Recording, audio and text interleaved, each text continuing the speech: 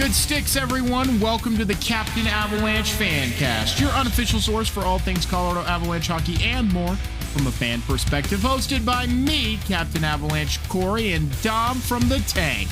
Now, we're no insiders. We're not inside the locker room face-to-face with our favorite players, but we hope to create a relatable and welcoming environment because we're just like all of you listening. Fans. Fans with a deep passion for the game of hockey, and in this case, Colorado Avalanche. Professional sports and hockey are often unpredictable and even more often unkind. They seldom stick to the stories that Hollywood would write for them, but somehow find ways to create stories that are even more unbelievable. We believe that we were living the Colorado Avalanche and perhaps even Gabriel Landeskog's story, but we are in fact living Mikko Rantanen's. The Avalanche were, realistically, no less than 7 minutes away from giving Jared Bednar his first Game 7 win, Pete DeBoer his first Game 7 loss, the Avalanche's first Game 7 win since 2002, and most importantly, beating their current fiercest rival in the Dallas Stars after an utterly grueling but unexpected 7-game series, and putting to bed the rumors and the speculation that trading Mikko Rantanen was the wrong choice. Mikko Rantanen had scored a goal, yes, but they were still up 2-1. They had played excellent defensive hockey. They got timely goals on both the penalty kill from their D-man, Josh Manson, and to start off the third from one of the men they built and will build around, Nathan MacKinnon. There should be no cause for alarm, but momentum is real, and the roars from the Dallas crowd knew it too. Special teams killed the Avalanche at the end of this one. 2 power play goals for the Stars, none for the Avs. I won't sugarcoat it. I have been watching this team full time for about 8 years now, and this is by far the most painful loss I have ever experienced as a fan. I can't even imagine how the players felt. Not only did the Avalanche lose Game 7, but the Stars had 0 multi-goal third-period comebacks all season. The Avalanche had led going into the third with excellent defense, not hardly allowing any chances for the Stars. Not only did they blow that lead in less than 10 minutes, but it all came from the man they traded away. I'm not saying that it was the right or wrong choice that they did trade him, and I ultimately stick by the fact that it was the right choice and will continue to be so, but it doesn't change the fact that it made this one hurt all the more. The season is over, Avs fans. Everything the Avs traded away, did to build this team, all to make that deep run, was for nothing.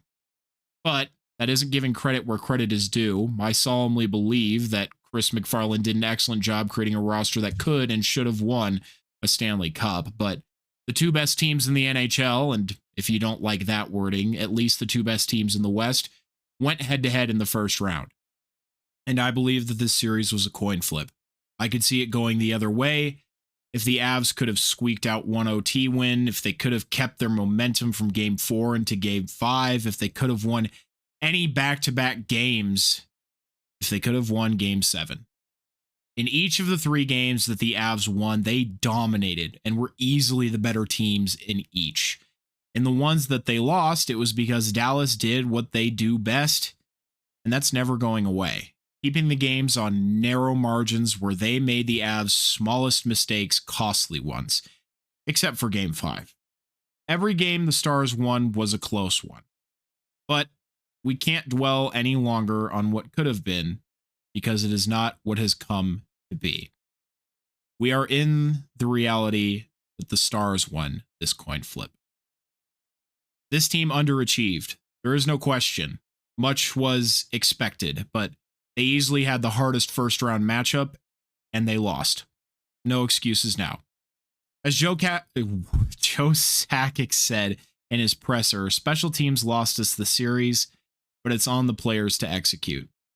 I believe that you can't narrow it all down to just one thing. It's all too complicated with too much going on to say it's just, for example, Jared Bednar didn't make the necessary adjustments, or this guy didn't do this or that.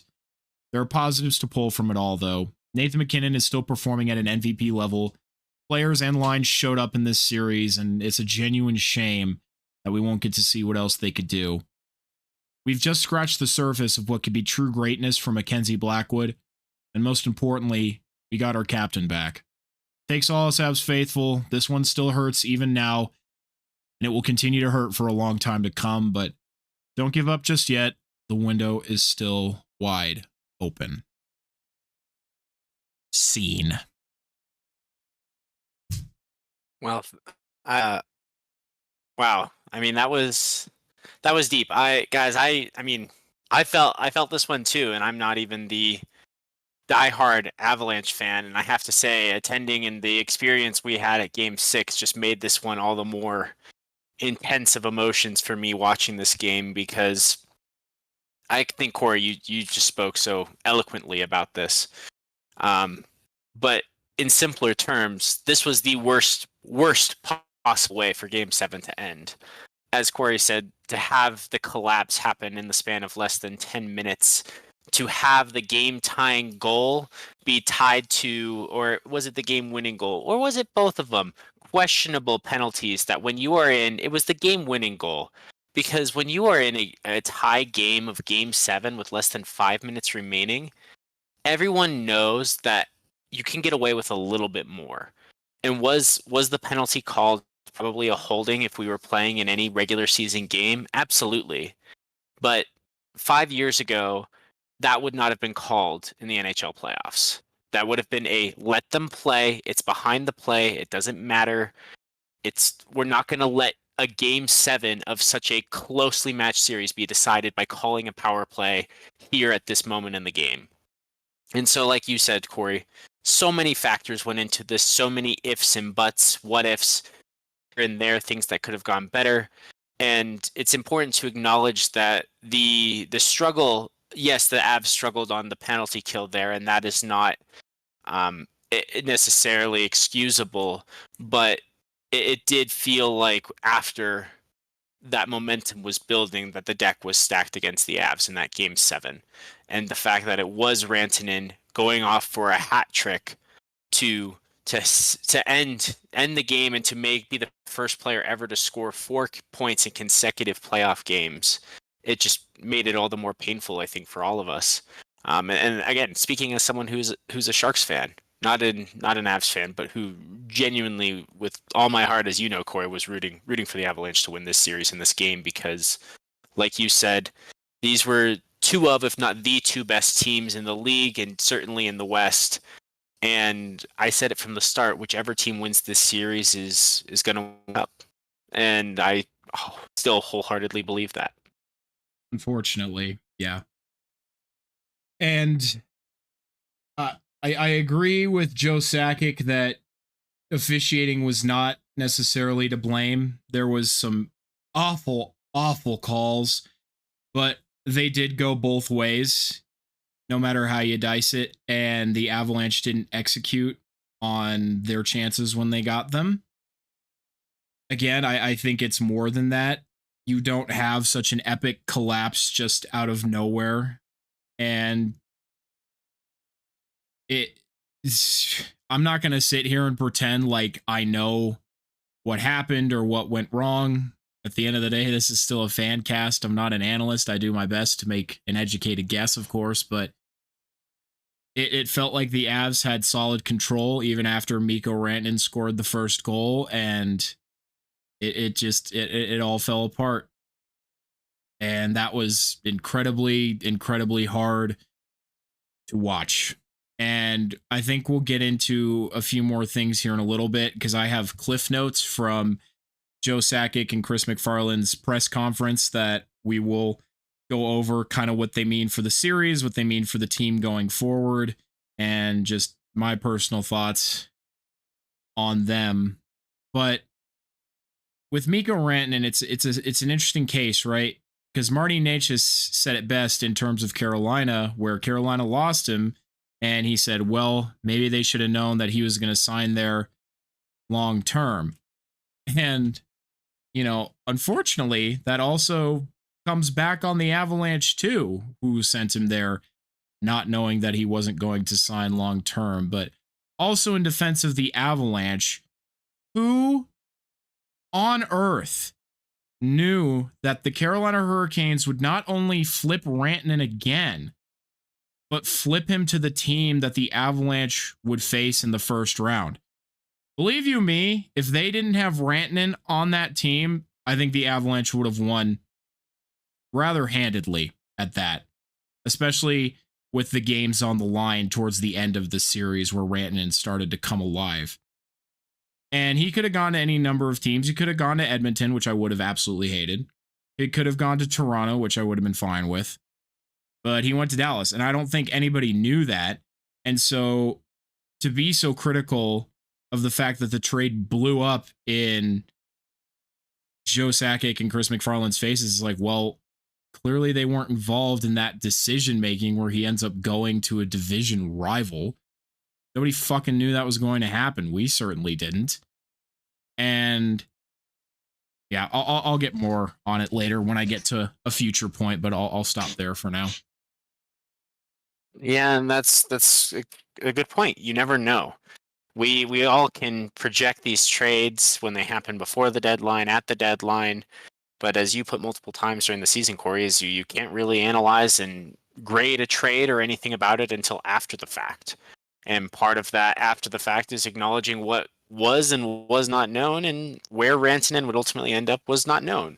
There's the argument that could they have helped facilitate a long-term signing, but with Carolina, but they also went out there looking to make a move and not carry the risk themselves of whether or not he would re-sign, and in the process expose themselves to another risk that he would eventually end up with a rival, because even if he didn't sign with Carolina, who knows where he would have ended up had he finished the season there, and then would be on the open free agent market here. So they took away one risk and replaced it with another. And I think there was a fair call out I saw on, I forget which broadcast it was, or if it was on the post game analysis type thing. But while I think Marty Necas is going to be a piece of their core who's going to continue to get better and better playing alongside McKinnon, and the speed was just absolutely insane to witness live. Like, he's so much faster in person. It has to be said, or it's worth acknowledging, that having played in a comparable number of playoff games, he has something like less than half as many playoff points as Rantanen does. And that's when you lose that type of production in the biggest moments, and those players don't all step up, like you said, Corey. There's a lot of places where you could point fingers at, and I wanted to point out that you're right. The officiating went both ways. It was bad all series for both teams, but just the poor timing, the luck was not on their side in that game 7, in my opinion. And my father, that was the one thing he texted me about the series, is when he saw that call, how he thought it was a series decider when he saw it, and he didn't like it as someone who's watched the game longer than I've been alive. So I felt it was worth saying, but you're right. There was so much more to it, because when you have all these star players on the Avalanche who scored 5 points or less, I mean, you can't count on depth scoring in the playoffs, especially against a team you're so evenly matched against. And it was McKinnon trying to just will the team to victory. So, I mean, a 7-game series, it could have gone either way. It really was that coin flip. And on to next year, because I do think that they'll be back next year, and they still are going to be able to retain some of these pieces they got at the deadline and not have it all be for nothing. Yeah. I do disagree with you somewhat, because third and fourth lines are how you win playoffs. Because if it wasn't for that third and fourth line, the Avalanche would not have beaten St. Louis in the last possible second to move on to the Western Conference Final. That was a fourth line goal that did that. And, all things considered, the fourth line for this series was on fire. And the second line also really showed up as well. The only line that you can kind of nitpick is the third line didn't do a whole lot. But literally 3 out of the 4 Avalanche lines really showed up in this series. And I disagree that it was just McKinnon trying to will his team. Yeah, he had the most points. He's the one who gets paid the most money and has the most skill. Of course, he's going to put up the most points. It's what you expect out of him. But what I do agree with you on is, I mean, yeah, you don't replace Rantanen. And I think we said this all the way back when we first traded him. Rantanen is the fourth best playoff performer in this modern NHL era. That is a fact. That is not an opinion. That is a fact. You can look at it in his points per game numbers, and you are fucking seeing it with your own two eyes. It's not fun to watch as an Avalanche fan, seeing him on the other side. I don't necessarily agree with the hate that the guy gets, and I know it's a very divisive topic. There's the side that he probably asked for more money than what people were happy with, and that's why he traded him away. And then there's the other side that, she's the diva aspect of it. And then there's me, who's like, he didn't ask to be traded, and didn't get enough time to negotiate. But, we don't know. We can sit here and pretend like we do. Like we knew what happened in those negotiating rooms. People say this, people say that. We don't know. Regardless. Well, yeah, that's sorry, I don't mean to interrupt you there, but that is a good point. And you're right, depth scoring is critical. I guess what I mean to say is when McKinnon is scoring nearly triple of the other stars of Nichushkin, of Lehkonen, of guys like Makar, he outscored him by double, Brock Nelson by nearly triple, Jonathan Drouin by more than triple. Those guys who you are on your top two lines and expecting a lot of your goal scoring from. I mean, LOC was the second leading scorer on these with 6 points in the series, and that depth was huge. We talked about who's going to be like the third or fourth line guy to show up in a big way, and it was Logan O'Connor. But I guess him showing up in a big way should not be your second leading scorer. Yes, your that's third. Fair.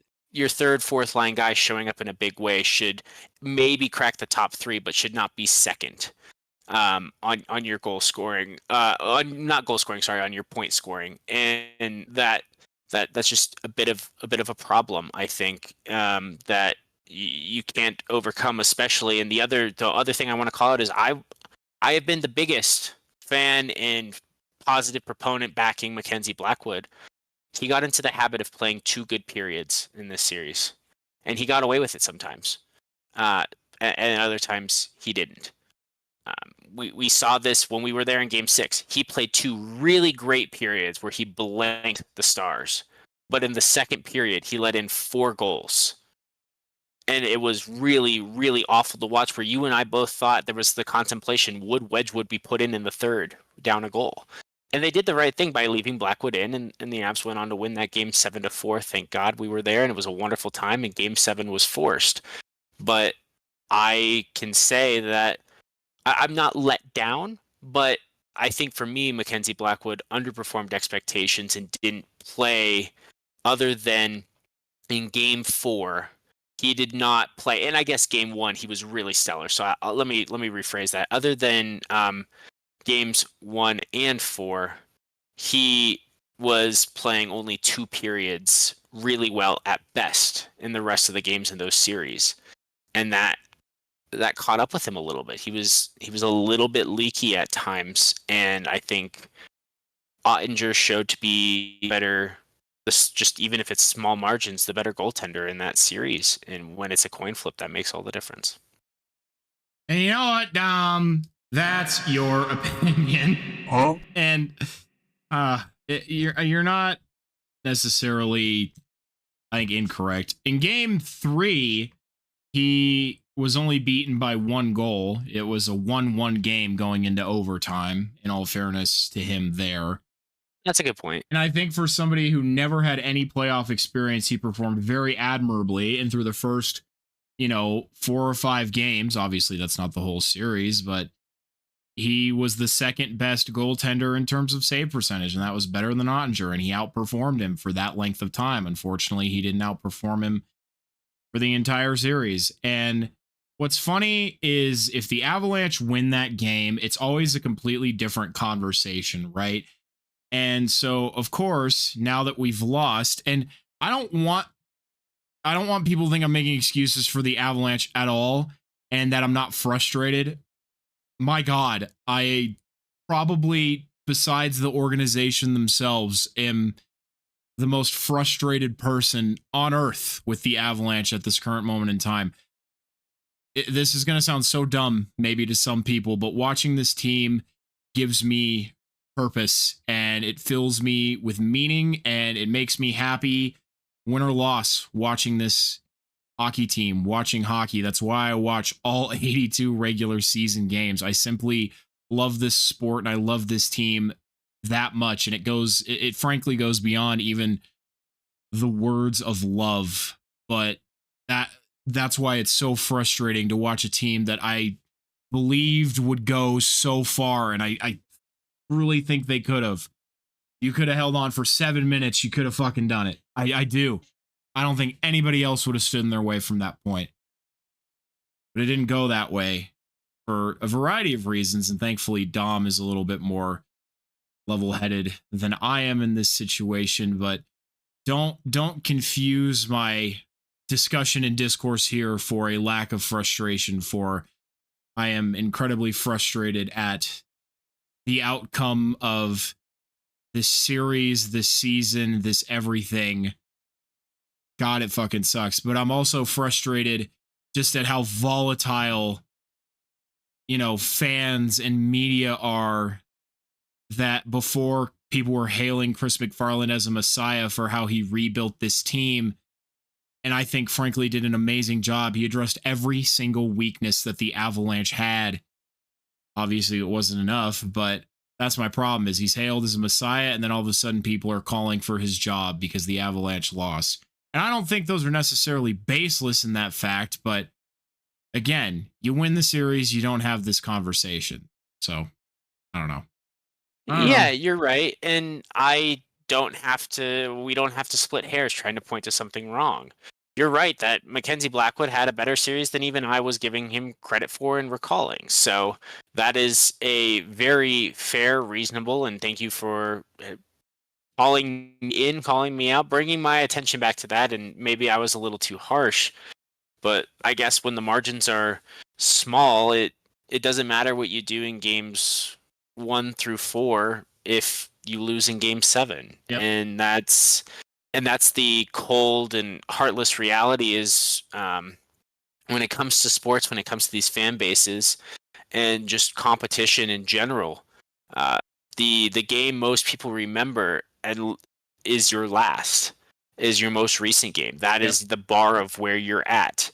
And it takes very few career Hall of Fame type players who just set a new standard that can really eclipse that. But for the other 99%, your last game defines you more than your best game, and defines the series more in this case as well. And what truly is the shittiest part about it, first of all, everybody, I don't like having this conversation, not because of Dom or because of any of you, because of how I've expressed that this has made me feel. I'm sure none of you want to talk about it either, but it's kind of our job to talk about it anyway, as awful as it makes us feel, because this is going to hang over the Avalanche for a long time, especially depending on how far the Stars go in these playoffs. Because right now, Mikko Rantanen or Jake Ottinger, I think more Jake Ottinger personally, is their MVP. So I am praying that the Stars lose. I don't think they will, but I really hope they do, because I don't think you understand the gravity and impact it will have if not only do the Stars win the Stanley Cup, but if Mikko Rantanen wins the Conn Smythe, the absolute media shitstorm that will come from that outcome is unprecedented. People's livelihoods will be at stake at that point. So we'll have to just keep watching with open eyes to see what happens. But we'll talk more about upcoming series here in a little bit. But I think I've kind of touched on everything I wanted to with Game 7. The Avs lost, everybody, and the season is over, and we are not getting to talk about the Avalanche anymore, and that sucks. It does suck, and so perhaps the best way to finish is to share a positive and the season. While yes, it is hard, Game 6 was a roller coaster, but one that I am so grateful for, that we got to go to that playoff game together, just you and I, brother, and see that, have that experience. I mean, the share in the ups and the downs of period 1 versus period 2 versus period 3, that experience with all the fans, the people around us, and going to not only a game together but a playoff game together, and just that I mean, it was a series of emotions, and it was a very emotionally and physically, like, tiring experience when it was all said and done, when just the adrenaline wore off. And so I think that was something that, no matter the outcome of this playoffs, despite the outcome of this series, it is something that I will be forever grateful for that experience, because it was such an amazing night. It was an amazing game, an amazing night, and all of the different pain in my head from screaming and not drinking water for 4 hours. Yes, everyone, I was bad, but I didn't want to miss a moment. It was all worth it. Drink your water, everyone. Yeah, I actually have, on a more positive note, yes, I have some notes from Game 6 as well, just some bullet points here. First of all, another thank you to the reasons that we got to go to that game, because exactly as you said, Dom, I was so happy not only to go to my second playoff game ever in probably the most intense series that the Avalanche have been a part of in a long time, but to do it with you in the first year that we decided to do this project, this podcast. Never imagined that we would get to end up in that position, and you were the best emotional and sometimes physical punching bag throughout that entire game. And I will have to say, the energy of Ball Arena was fantastic. I'm sometimes a little critical of the energy that people bring. Avs fans, you fucking brought it for Game 6. You really did. And the players, even when they were down, looked very calm on the ice, and you as fans stayed calm as well. And man, was it fucking loud in there. It was some of the loudest I have ever heard it. So that was awesome to experience. And it made it for a great atmosphere. And I think if the Habs maybe had home ice for Game 7, it maybe would have gone a little differently. Because I think sometimes it matters in those momentum swinging moments that your crowd can pull you back into it or push you forward. We made some new friends, Dom, with the people behind us, in front of us, everywhere. And I'm pretty sure that the lovely Stars fans behind us, the one time that I interacted with them, was not too thrilled with my commentary, because I'm chilling, and the Stars end up in our zone, and they're like, "Oh yeah, Daddy, get him, Daddy." And I knew in that moment that they were referring to Evgeny Dodonov. And so I turn around, I go, "Is that a confirmed nickname for Dodonov?" And they're like, "It's Evgeny Dodonov." And I was like, "Yep, knew that. Just asking if Daddy is a confirmed nickname for him." And they just looked at me like I was insane. So fuck you guys. Sorry that you don't know how to have fun and instead just be mean to everybody on Instagram. So yeah, they were not fun. Yeah, I think you said Dadonov instead of Dodonov. Oh yeah, fucking bad. Yeah, they freaked out about that while they're over there calling him Daddy, and he can't even hear them. So they're just calling him Daddy for all the fans around them. Like, nice, bro. So yeah, my bad. I said Dadonov in that moment, which is funny because I know it's Dodonov. Just kind of rang it out quickly because I was laughing at the fact that they called him Daddy. And so I was just like, and I wasn't even trying to make fun of them. I thought it was funny and I wanted to laugh with them. They evidently did not want to laugh with me. So yeah, they were a fucking fun bunch. There were several Stars fans around us. They were, how do I say? The ones behind us were fine, I will say. Oh, overall, they were fine. They were rooting for their team as you would. They weren't dicks. Needless to say, there were some who were not so classy, I think, in the nicest way that I can put it. There were some who were not very nice, and may you have the day that you deserve. The guy behind us was really funny though, who was also an Avalanche fan. He had some insane commentary, but he laughed right along with everybody else. So we we certainly made some friends that day.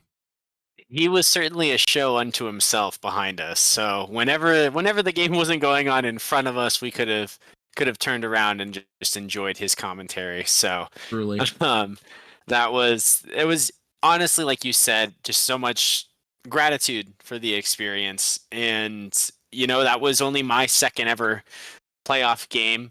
But the first one where I was at with a dog in the fight with a team I was truly Yeah. rooting for, and not just like a sheer happenstance, right place, right time, able to get a ticket type of experience. So this was a core memory, and Yes. I think I joked with my friend about it. He was the one at Game 5 and considers himself a magnet for bad luck. I joked with him that since when we were used to be roommates, since he was such a pessimist, I would always have to become the eternal optimist. And that me going to that game 6, there was no way the Avs could lose because I was just going to be the optimism and counteract whatever bad juju he has, bring it all positive. But what can I say? Home teams in playoff games where I'm rooting for them, or the team I'm rooting for in a playoff game, 2-0 now, Corey. So I guess we got to go to some more playoff games I was together gonna next year. say. Just bring some good luck. He was. I was joking with him. He did not watch Game 6, and he told me he didn't want to see any videos because he was afraid that even watching would bring bad luck. So that was just a funny anecdote to share, but real getting back to it, just truly a fun experience. Super grateful for it, and it's just super fun. I'm looking forward already to the next chance that we can go to a game together, and hopefully a playoff game, and here in the not too distant future, maybe both of our teams can be playing, Corey. Well, clearly then we needed to find a way to get you out to Dallas to watch Game 7 because oh my god. Um but ignoring what happened in Game 7, I mean, it was a full effort from the Avs. There was no quitting this team. They put on a fucking show and once again dropped almost 50 on Ottinger. And who would have guessed that when you shoot the puck, you tend to score goals, even on really good goaltenders. And boy, oh boy, was it the funniest thing ever when the game-winning goal came from Dallas putting it in on themselves. And it was funny because I'll do one more bit of pain here that I said, because Mikko Rantanen scored the fourth goal to put the Stars ahead. And I said, man, if it was Mikko Rantanen who scored the game-winning, series-winning goal, that would just be the worst. I'm so glad that didn't happen. Well, don't I have egg on my face? But, this is just what happened, so nothing we can do to change it now. But again, just focusing solely on that game, exactly as Dom said, it was a core memory. And I know everybody that our analysis is kind of broken down a little more as we've kind of gotten a little deeper here into the playoffs. And I think we'll pick it up a bit more here for other teams once we're in the full swing here of round 2. And that's what I plan to do. I like taking notes on games. I've been a little bit more uninvested just because I genuinely have been a little emotionally distraught. That's how much it means to me. It might not mean the same to you, which is totally okay. I'm not judging you, and I hope you don't judge me for the same, but I'll dive back into it. It's just hard, I guess, for me when you don't have a dog in the fight, despite a love for the game at this point. I'm like, well, I just want to enjoy these games as a fan at this point, but no, I'll still try and bring some more cohesive and solid analysis as the games go on because there's still some great hockey being played. But overall, Game 6 would do it again 10 times out of 10, especially with you, Dom. So hopefully we get to, and hopefully in the future we get to watch the Avs and the Sharks go at it with each other. But that's all I got for Game 6. Well, while we're transitioning from Game 6, something important about that night when Game 6 was played, there were 4 total Game 6s played. All were elimination games. True. Only one did not end in a handshake. And I say this phrase, end in a handshake. If we have explained this already or stated this, why hockey is the most beautiful sport, why this playoff series are so incredible and amazing is you can go at it just trying to hurt each other, so much intensity, animosity, aggression, but no matter what, win or lose, when that series is over, you all line up in the line and handshakes at center ice and say good series, good luck, or have a good off season. Guys who've known each other a long time talk to each other. Guys who are retiring have a last salute. No matter what teams you are rooting for, no matter the outcome, good or bad, that is a constant in every series in playoff hockey. And so when we say end in a handshake, or when I've said that, that is what that means, and something that I think is, no matter what, appreciated about hockey.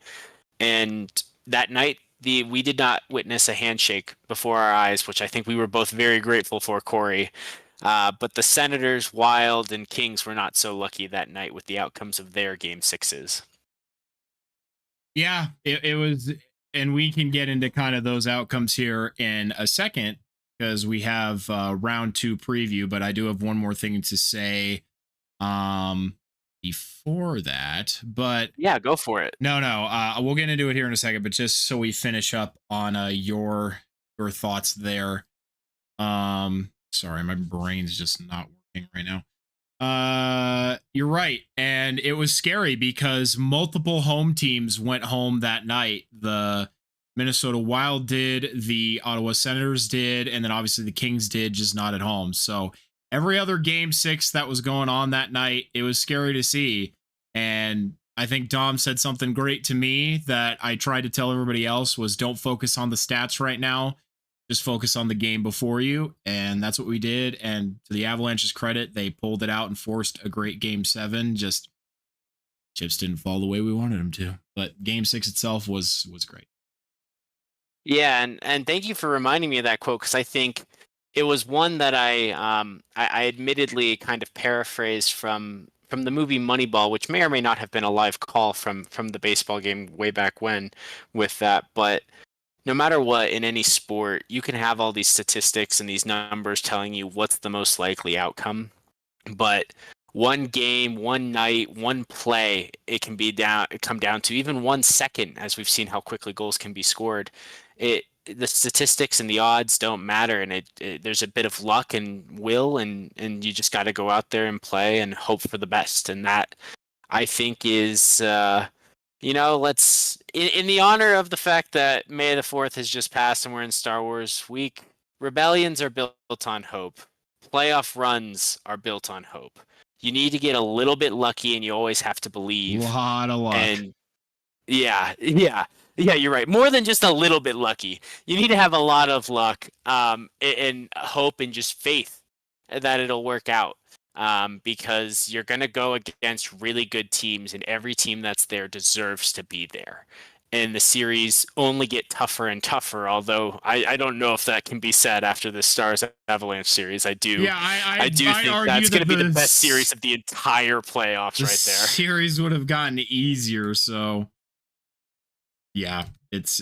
I mean, this series would have gone like 15 games if it was allowed to. If it was like a best out of 15, they would have kept trading back and forth until it went to that 15th game. I have no doubt about that. Yeah, I agree with you.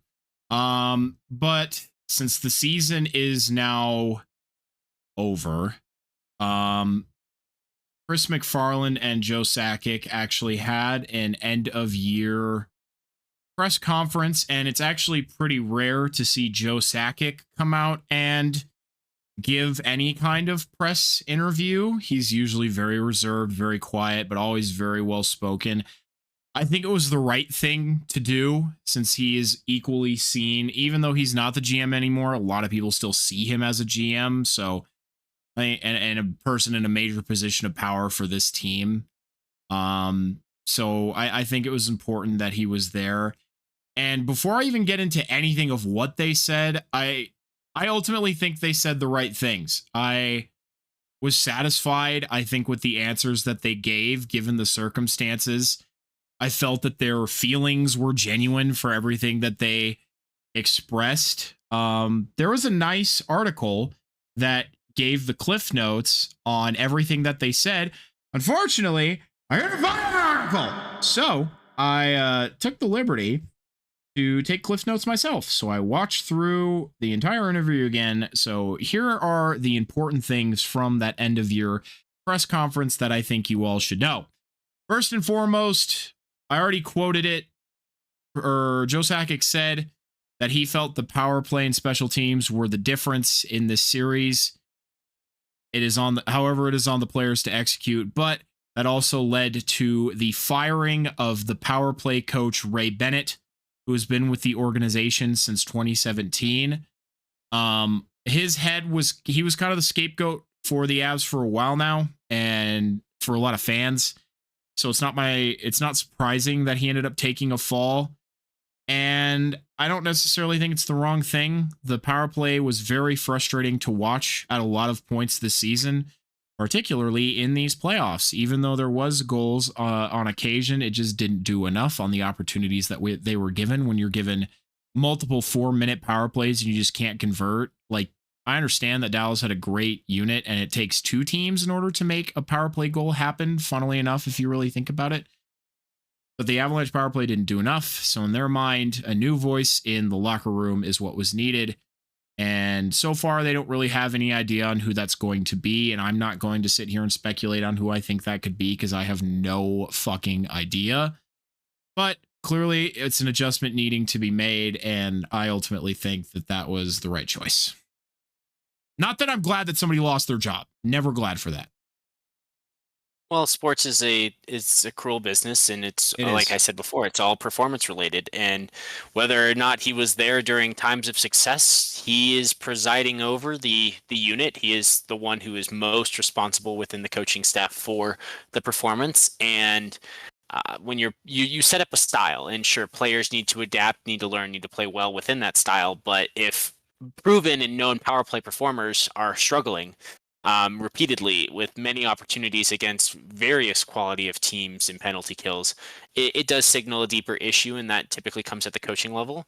And who knows what turnover we'll see with the players based on it being the off season here, not fully at that phase where things start to change. But he is the domino that is easiest to knock down first, and it also sets up a no nonsense, no excuse for next year, and sends a message to the players. We got rid of your excuse. Show us we were right here next season. Yep, exactly right. Well, next piece of news that they stated is that there were no major injuries other than Ross Colton pulled his groin. I'm not going to lie. I think having Ross Colton in this series could have been a big difference maker, replacing Yoel Kiviranta, who I doted on a lot, I think rightfully so, but had not at all a good playoffs. He was virtually non-existent, to be a little bit critical there. So I think if you had him on the third line, Coyle and Druin, that would have been an absolutely nasty third line. I think it could have done some more. Ross Colton is an absolute bull out there, and I'm glad we have him locked up. I personally really like Ross Colton. I think he will be a good player for time to come. I think it was very unlucky that he got injured. I think he could have been a much bigger difference maker in this series, but is what it is right now. So we will have to accept that fact. But the reason I bring this up also is a lot of people speculated that Cale Makar was maybe hurt in this series because he didn't score. I think he just got unlucky. I'm not even gonna slice it to you. I thought from when I watched him play, he still looked fine. I think Ottinger was just that good. And Cale Makar had the most shot attempts out of anybody. He just kept shooting it wide, getting it blocked, getting it caught. Now, you still expect more out of the guy. He's the best defenseman in the world, best offensive defenseman in the world. But I think the shit just didn't go his way, truly. Well, it didn't go his way, and part of that is credit to Dallas. They were blocking so many shots per game. He was still firing from the point, but it got to a point where he was actually making the smarter play and trying to find a better opportunity, find a clean passing lane for shots and not always taking them, because oftentimes they weren't reaching the net and not really able to even reach a point for redirects. So I don't think it was really Cale Makar's fault at all. I mean, his goal that he got in the series in Game 6 was an empty netter going the full length of the ice. Man can shoot it from anywhere and put it in the net. If people aren't laying down their life in front of him, trying to take whatever injury, whatever puck to wherever location, just to make sure it doesn't get further. And in Dallas, with all due respect to them, they did a good job closing out. They made it hard for pucks to get through. And so I don't think people should criticize Cale Makar or blame it on injury. That is something I can say personally, I think is more credit to Dallas, and part of the reason why they were able to make a difference and win this series is that willingness to block shots, but every team should have that. It was more the aggression in their closeouts, the speed at which they were willing to dart out there and block pucks. And they would rather take that chance and trust in one another to cover the spot in the middle, and that they weren't going to get skated by. So that they would just go aggressively. And I keep using the term closeout like it's basketball, but that's the best way I can think about it, trying to shorten that distance between them and the puck and make it harder to get a shot through. Pete DeBoer also himself said that 80% of their pre-scout was all on Cale Makar, which tells you just how much they respect that player, but just how much they view him as a threat. So, I mean, there's a reason that people look at him and quake in fear. So it doesn't surprise me that they did everything they could to try and stifle Cale Makar. And really quickly, before we move on, I think you're absolutely right. He is a game breaker of a defenseman who can be as lethal as any offensive weapon on any team in the league right now, bar none. And so he does need to be a player you game plan for, because he does play the full ice, and he has significant skill on both ends. Something when we talk about the luck factor, though, Pete DeBoer, 9-0 in Game 7s in the playoffs. It will happen one day. It will happen one day, but that is the best all time. Like, when we're talking about luck factor, that is insane. That is insane. When you have that luck factor, not to mention the Avs struggles, what was it, since 2002 they haven't won a Game 7?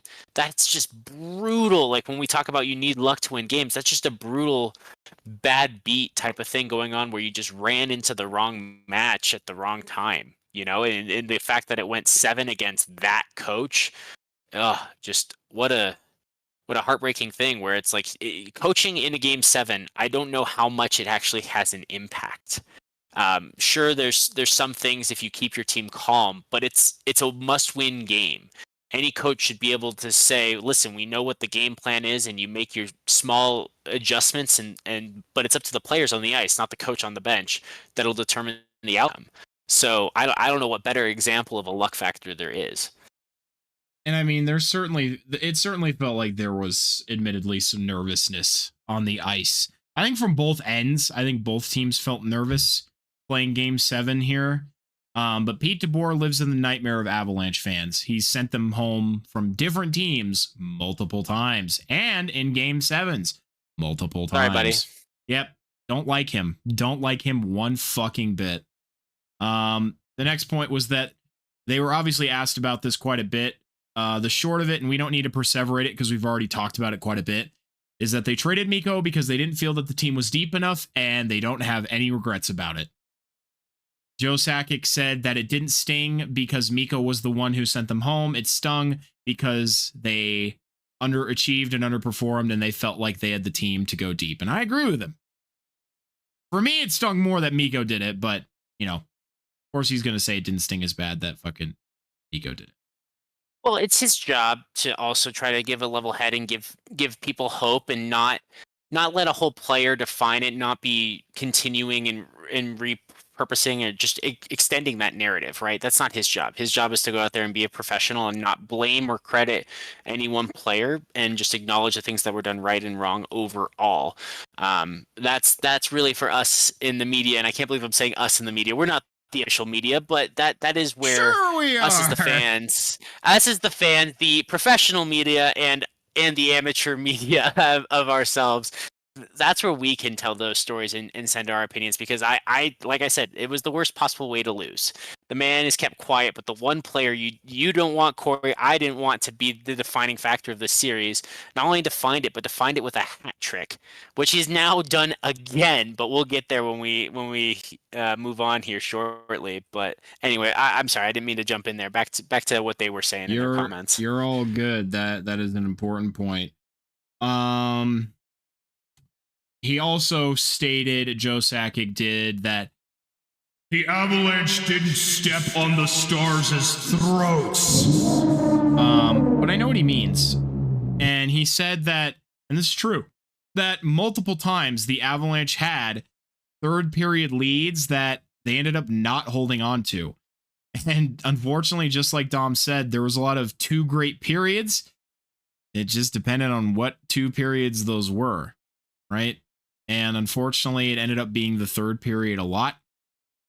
2 times, in fact. 2 or 3 times. 3 times, in fact. And it cost the Avalanche.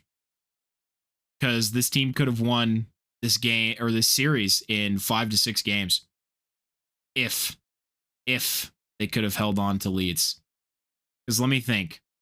Game 2, they had a third period lead. Stars came back, forced overtime, won. Game 3 had a 1-0 third period lead. Stars tied it, forced overtime, and won. Game 7, they had a third period lead. Stars forced no overtime and just won. So the Stars only dominated the Avalanche in 1 game. Game 5. The Avalanche had everything they needed to win, but they didn't. So Joe Sakic is right. So there are just certain things that clearly need to be adjusted, whether that's coaching-wise, whether that's roster-wise. I don't know.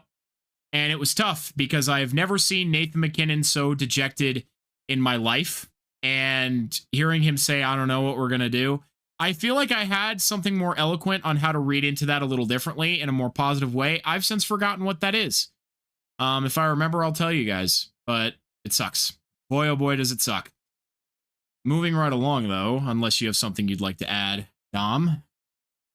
No, thank you, though. I think we've done a good job looking at this from different angles, and thank you for letting me jump in the moments when I did.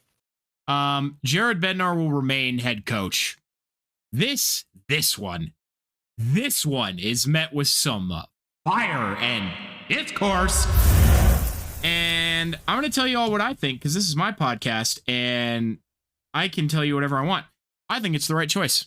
I do. I believe that this core is comfortable and trusts and believes in Jared Bednar. Sure, if we keep getting early exits over the next few years, fine. Do what you have to do. I think this is the right guy for the job, and I think it's bullshit that I heard someone say he's a good coach but not a great coach. I think that's bullshit. He has won on every level of professional hockey, so to call him not a great coach is malarkey. And he's led this team past who were supposed to be better teams in the past, and then eventually led them to a cup. I think over the last few seasons, the Avalanche have been insanely unlucky. Not only because you had this massive question mark of your captain hanging over your head this whole time, and I think consistent roster turnover, not enough time to develop chemistry, the disappearance of Valeri Nichushkin in the playoffs, crazy injuries. I think that's tough for anybody to navigate. So the fact that the Avalanche have still, for the most part, managed to stay successful to a certain degree should be commended, not insulted. And I feel like with Gabriel Landeskog back, a more complete roster next season, I think the Avalanche will have time to build more chemistry and be a better team. And I believe Jared Bednar is the man to do it. I do. So that's how I feel about it. Some people are calling for his job. I don't think that's necessary. But, you know, that's just my opinion. And you are free to disagree with it. Oh, I won't disagree with you. I mean, I know you're posing that to everyone else who will be listening, but I do not disagree with you. I know where you're posing this, but I'm 100% and even more so behind you, because I honestly think it's outrageous to even suggest, whoever is suggesting that, because Bednar is an incredible coach. And I get it. I said it earlier in this season, like the Sharks want to give Warshawski a chance, and he's coaching for USA, and he's going to be a great coach. I no offense to him, I would take Bednar in a second, and so would many teams in the league. So let's not overreact and cast aside a coach at all, like even in our hearts, or even suggest the matter to all of the Avs fans out there, because he really has won everywhere along the line. And like you said, it's just been some bad luck. You cannot blame him for what Nichushkin, his disappearance. You cannot blame him for his captain going down with a serious injury and being out for 3 years. That's not his fault, and he did a great job, despite the roster turnover, to keep making sure the Avalanche made the playoffs every year. And he took a team that was in last place to a cup like 5 years after they were in last place. He did that, and he's in the playoffs but a little bit before that, and even now. And the cup window, as you said, Corey, is still wide open for a few more years. It's not ending soon. So it's too soon to say that. And it's something I think that's a little disappointing, in that we're just becoming more adjusted and used to these coaches getting moved on from so quickly. There's no job security where you can just be a lifer with a team anymore. And I get that's just the way of the world, and that's the way of the sport, and sports across all major sports in general. It's very rare you see these coaches who are with one team once they become a head coach for the length of their career. But I think Bednar is someone who we should not be talking about him being moved from the Avs until the next decade. And I agree with everybody. I want results. I agree with you. I want results. We made it through the first round easily last year, got sent home by Dallas. Of course, we meet Dallas again this year, get sent home by Dallas. I promise you, if we did not play Dallas in the first round, I guarantee you this Avalanche team could have beaten literally any of the other 14 teams. I truly believe that. I truly believe that. In any division, any conference, the Avalanche would have won the series easily. The Stars are the worst matchup for the Avalanche. However, I do believe if the Avalanche want to win the Stanley Cup again, they got to beat this fucking team. No ifs, ands, or buts about that, because the Stars are not going away. You know, you want results. You want this team to be making deep runs, even if they don't necessarily make it to the top. You want, conference finals. You want them to never be going out in the fucking first round. It sucks. I know.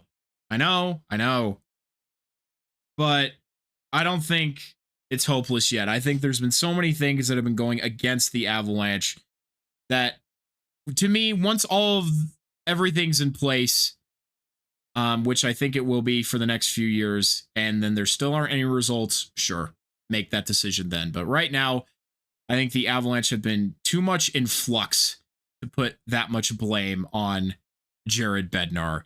But moving on, because we will talk about this all night if I let it. There are free agent question marks going into next season. The biggest ones being obviously Brock Nelson and Marty Necas. Now, Marty Necas is not a free agent next year, but he is the following year. And he is obviously due for a raise from the cap-friendly $6.5 million that he is being paid now. The Avalanche do have the luxury of the fact that the cap is going up for the next 4 years. So hopefully that means whatever they do end up paying him will hurt a little less. But I think the biggest problem, and I do agree with this, please, for the love of God, get it done sooner rather than later, so we don't end up with Mikko Rantanen Part 2. That would be super cool. Yeah. Well, and sorry, the sooner you pay him, not only do you not risk the Mikko Rantanen situation Part 2, you're going to get a better price. Hopefully. The longer you wait, if he keeps performing the way you want him to, his price is going to go up. The average price in the league is going to go up. It's just inflation for contracts. Yeah.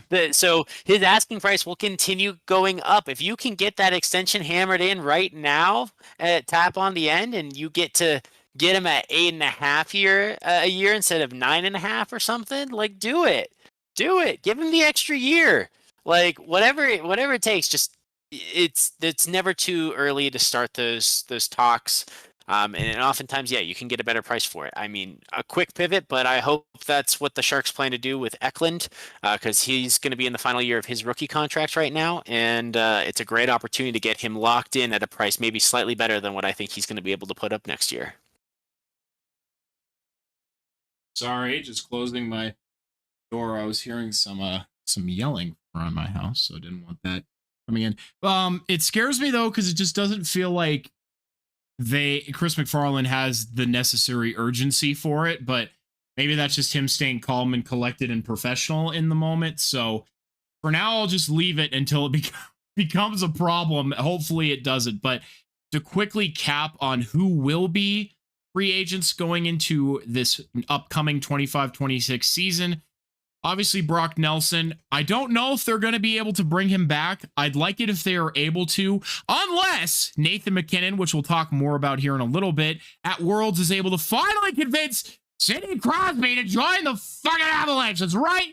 I'm going to perseverate on this point forever until Sidney Crosby retires. Fuck you. He's going to be an Av. Jonathan Drouin is going to be a free agent. And I'm not going to speculate right now on who I think is going to come back and who isn't. I think we'll make that a point for maybe next episode. But I'd like it if they could bring Nelson back. Jonathan Drouin, I don't know if the numbers will match. Jonathan Drouin was injured most of this year and also did not have a very productive playoffs. I don't know. I truly don't know. Jimmy Vesey is going to be a UFA. I doubt he comes back. Yoel Kiviranta, I fear, is also going to be a cap casualty just due to the nature of how good he played this year. To his credit, he did very well. So have fun on the Sharks, Yoel. Yeah, that was one of my deadline targets looking ahead to next year. Ryan Lindgren is going to be a UFA. Apparently, he's expecting a raise. I don't know if he's going to get it in Colorado. I liked what he brought. I'd like to keep him around, but obviously you got to make the numbers work, and I don't know if that's going to be the case. The case. Eric Johnson, I would love if they could bring him back again on just a league minimum contract. I'm sure he would take it. Love that guy. He is the best.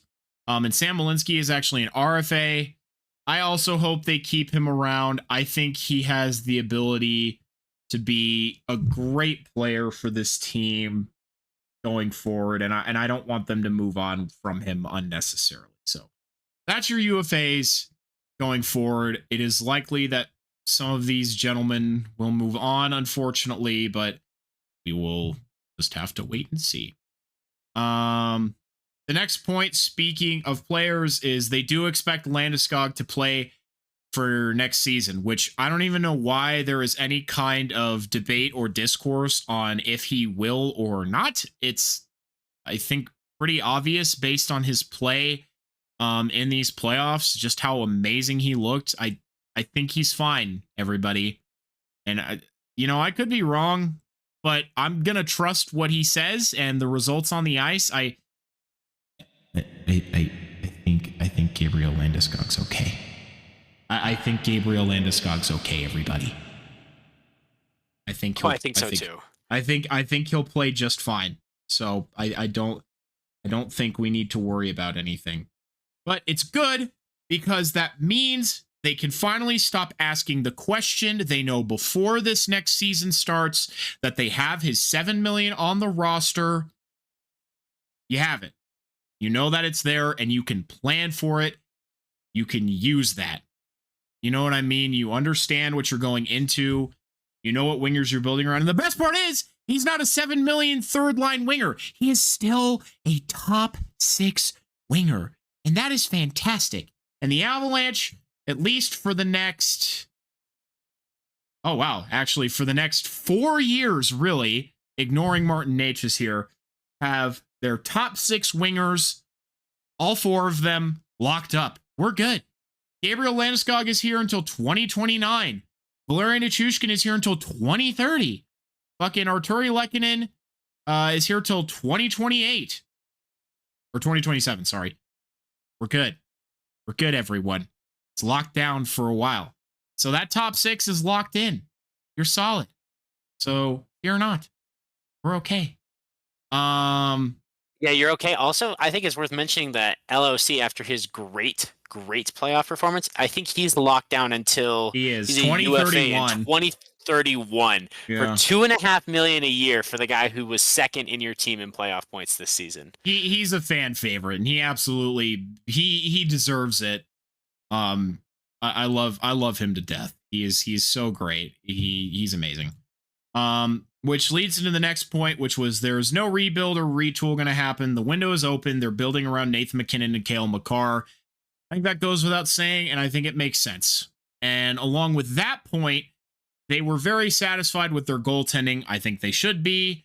And they actually, I think, want to get something done with Ilya Nabokov. It wouldn't fuck up our tandem of Wedgwood and Blackwood for next season, but we will find out, I think, in June 1st, when KHL contracts expire, to see if Nabokov wants to stay in Russia or if he wants to come over to the US, in which case he would be put on the Eagles for him to begin his development here. And I love this kid, and I cannot wait for him to be the future of Avs goaltending. He is the best prospect we have in our system right now, besides Mikhail Gulyayev, who will be spending another year in the KHL, at least for now. So another one to look out for there. Whenever it's time for Wedgwood to be shown the door, please give the Sharks a call first. We would happily take him to be our 1B. We will happily have him be the backup to Askarov. That is like the perfect 1B goaltender. Like if I could pick one and it was available for next season and we could sign him free agency, that would be the guy. I will genuinely be sad to see him go, to be honest with you, man. I love Scott. He's such a good vibes machine. So I don't know, maybe depending on how Nabokov comes along, we'll extend him a little longer. I love Scott. He's a solid backup. He's a good guy. He's hard not to love. And the final point was, just like everybody else, they were incredibly disappointed. They obviously did not want to be having this conversation with everybody right now. And I'm sure we didn't want to see them having this conversation with everybody right now. And like I said, I genuinely believed how they felt. I think Joe was right that you could feel that this team was built to make a big run. And I believe that they could have. It just is not how it played out. So they are disappointed. I don't think anybody's job should be taken just yet. But I agree. Like I said, this team underperformed and underachieved. That sucks. And they clearly were very upset about that fact as well. And again, just to hammer this point home, this team underperformed. And they took out the one coach who could arguably be stated as underperforming. But I think the organization is still running very well. Great work in the GM's office and in the support from Sakic as well. But great moves at the deadline. I would not be surprised to see something similar next year.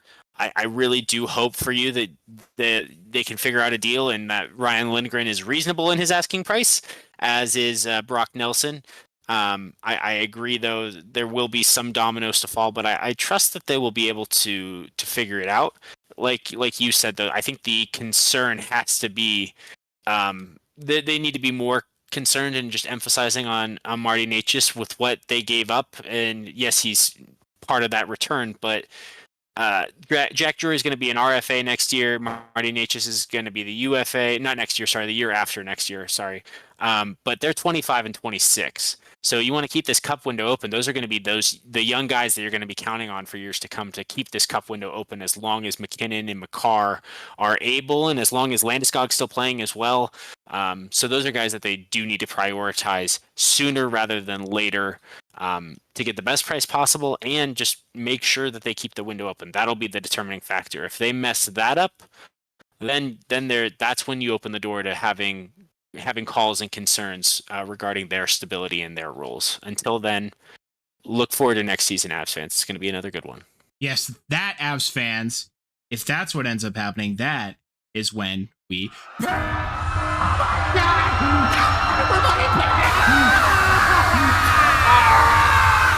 Only dogs can hear you now, bro. But it's not necessary. No need to panic, everyone. It's fine. All right. Well, that is the last bit of Avalanche news for the season. If anything interesting happens, you will hear it here first. And by first, I mean a week later than everybody else, because we are a weekly podcast. But we're gonna jump into it now. It's time for your round 2 preview. And realistically, kind of a preview for the rest of the playoffs, because Dom and I both filled out our second chance brackets since our brackets are completely destroyed. But like I said, we unfortunately do not get to talk about the Avs anymore, Avs fans, but that does not mean we will not help you see it through, or see you through the end of these playoffs. So now we'll go through each of the 4 matchups. We'll give you our picks, our thoughts, how we think the rest of these playoffs are going to go. Once again, now that our brackets are completely destroyed. So I have it listed in no particular order, but first I have the Caps and the Canes, who have now played 2 games in their series and are tied 1-1. Dom, what are your thoughts on the Caps and the Canes so far? Who do you think is going to come out on top?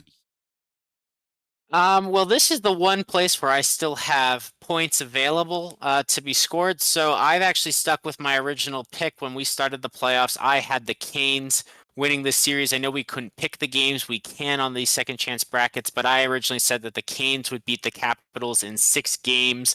And I stood by that. They took game 1 on the road in Washington, but this series is going to be a bit of a dogfight back and forth for sure. So I do see them having some success at home, and then the Capitals will undoubtedly succeed at home in game 5. So I really do think game 4 maybe, or game 3 here is going to kind of decide the trajectory of the series, whether it goes 6 or 7, because I think both of these teams have shown that they can be really strong at home. The crowds have been a big factor.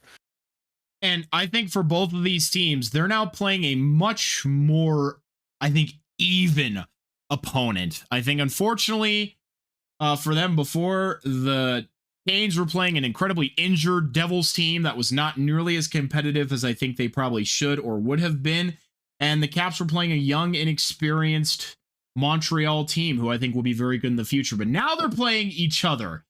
And just watching these first 2 games, very low scoring affairs, very defensive games, very much testing each other back and forth. 2 great goaltenders battling it out. I actually have changed my tune. I do think the Canes are going to take this series in 6 as well, but I think it's going to be close all the way through. The first 2 games so far have been very, very narrow in terms of their margins. And I mean, there's been space to move. Both teams have been hammering away, but man, no dams have really broken in either of the games so far. So just a really, really tight matchup.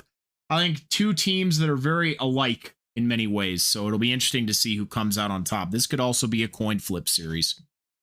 And I think that's the way to hit it, is it will be a coin flip of a series, because you are talking about having similar strengths. I think Carolina is probably the best set of 6 defensemen in the league. And that's just been their calling card for the last couple of years, is they are built by defense first. But the Capitals, I do have to say, I think they've got the better goaltending. Just if we're giving a slight edge, thinking back to when we first picked our original brackets and all the things we talked about, but the experience on both sides, both teams in this series is such a high level. Both of these teams have key performers who've been in here before in playoff runs. They all know the importance of the big moments, and they all know how to play defense really well. These forwards are physical and will play defense. And these are going to be games, like you said, the goals are low scoring, but the shot counts are going to be much lower than they were. There's going to be less open ice to move, less chances, more turnovers, more hits. It's going to be a battle, and it's going to come down to which team converts on the more limited chances they get more frequently. Which team can just beat the goaltender, because that's what it's going to come down to. It's not, you're not going to be given anything and handed anything in this series. It's which team's going to be able to take the chances when they come their way. So, hockey fans, Avs fans, our pick for this series collectively, our first incorrect pick is the Carolina Hurricanes between the Canes and the Caps. All right, Dom, it's time to yell Oilers and the Knights. Fuck you, LA! God! You fucking suck! You know, Yeah. everybody's looking at the Avalanche and everything that happened in their series, and they won't stop fucking talking about it. But we really need to talk about the fact that for 4 fucking years, the LA Kings have choked to the fucking Edmonton Oilers. You had the better team, LA. You got beat by 1 line. You got beat by McDingle and Draisaitl.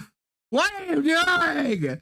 You could have won multiple games and you choked it all. You got reverse swept, essentially. You fucking suck! Yeah, my turn. LA, I'm rooting for you one time. The one time you have this Sharks fan who you've hurt so deeply over the years, and we've talked about it in the last episode with our not so fun fact for me of you reverse sweeping us down 3 when you were down 3-0 in the first round, and I don't want to go back into that, but I had to mention it because you've hurt me so deeply, and I was rooting for you. And you let McDingle and his band of dipshits waltz back into this series and sweep you. They swept you. They won games 3 through 6. And game 5 wasn't fucking close. But games 3 and 4, you should have won. You could have won. This series should have been a fucking sweep. It should have. There's no excuse.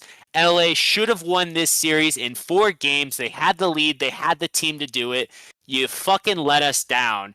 Not to mention, on the same night that you let us down, fucking Vegas gets the win too and moves on. Like, what the fuck am I supposed to do in Vegas versus Edmonton now? Like, do I suddenly have to pivot because I'm not you, Corey, and have to vote for McDingle just because it's Vegas? Like, I don't know what I'm supposed to do right here. Like, can I not pick this game? Can I pick the Minnesota Wild to just surprisingly come back and win on the last second? Like, what can I do?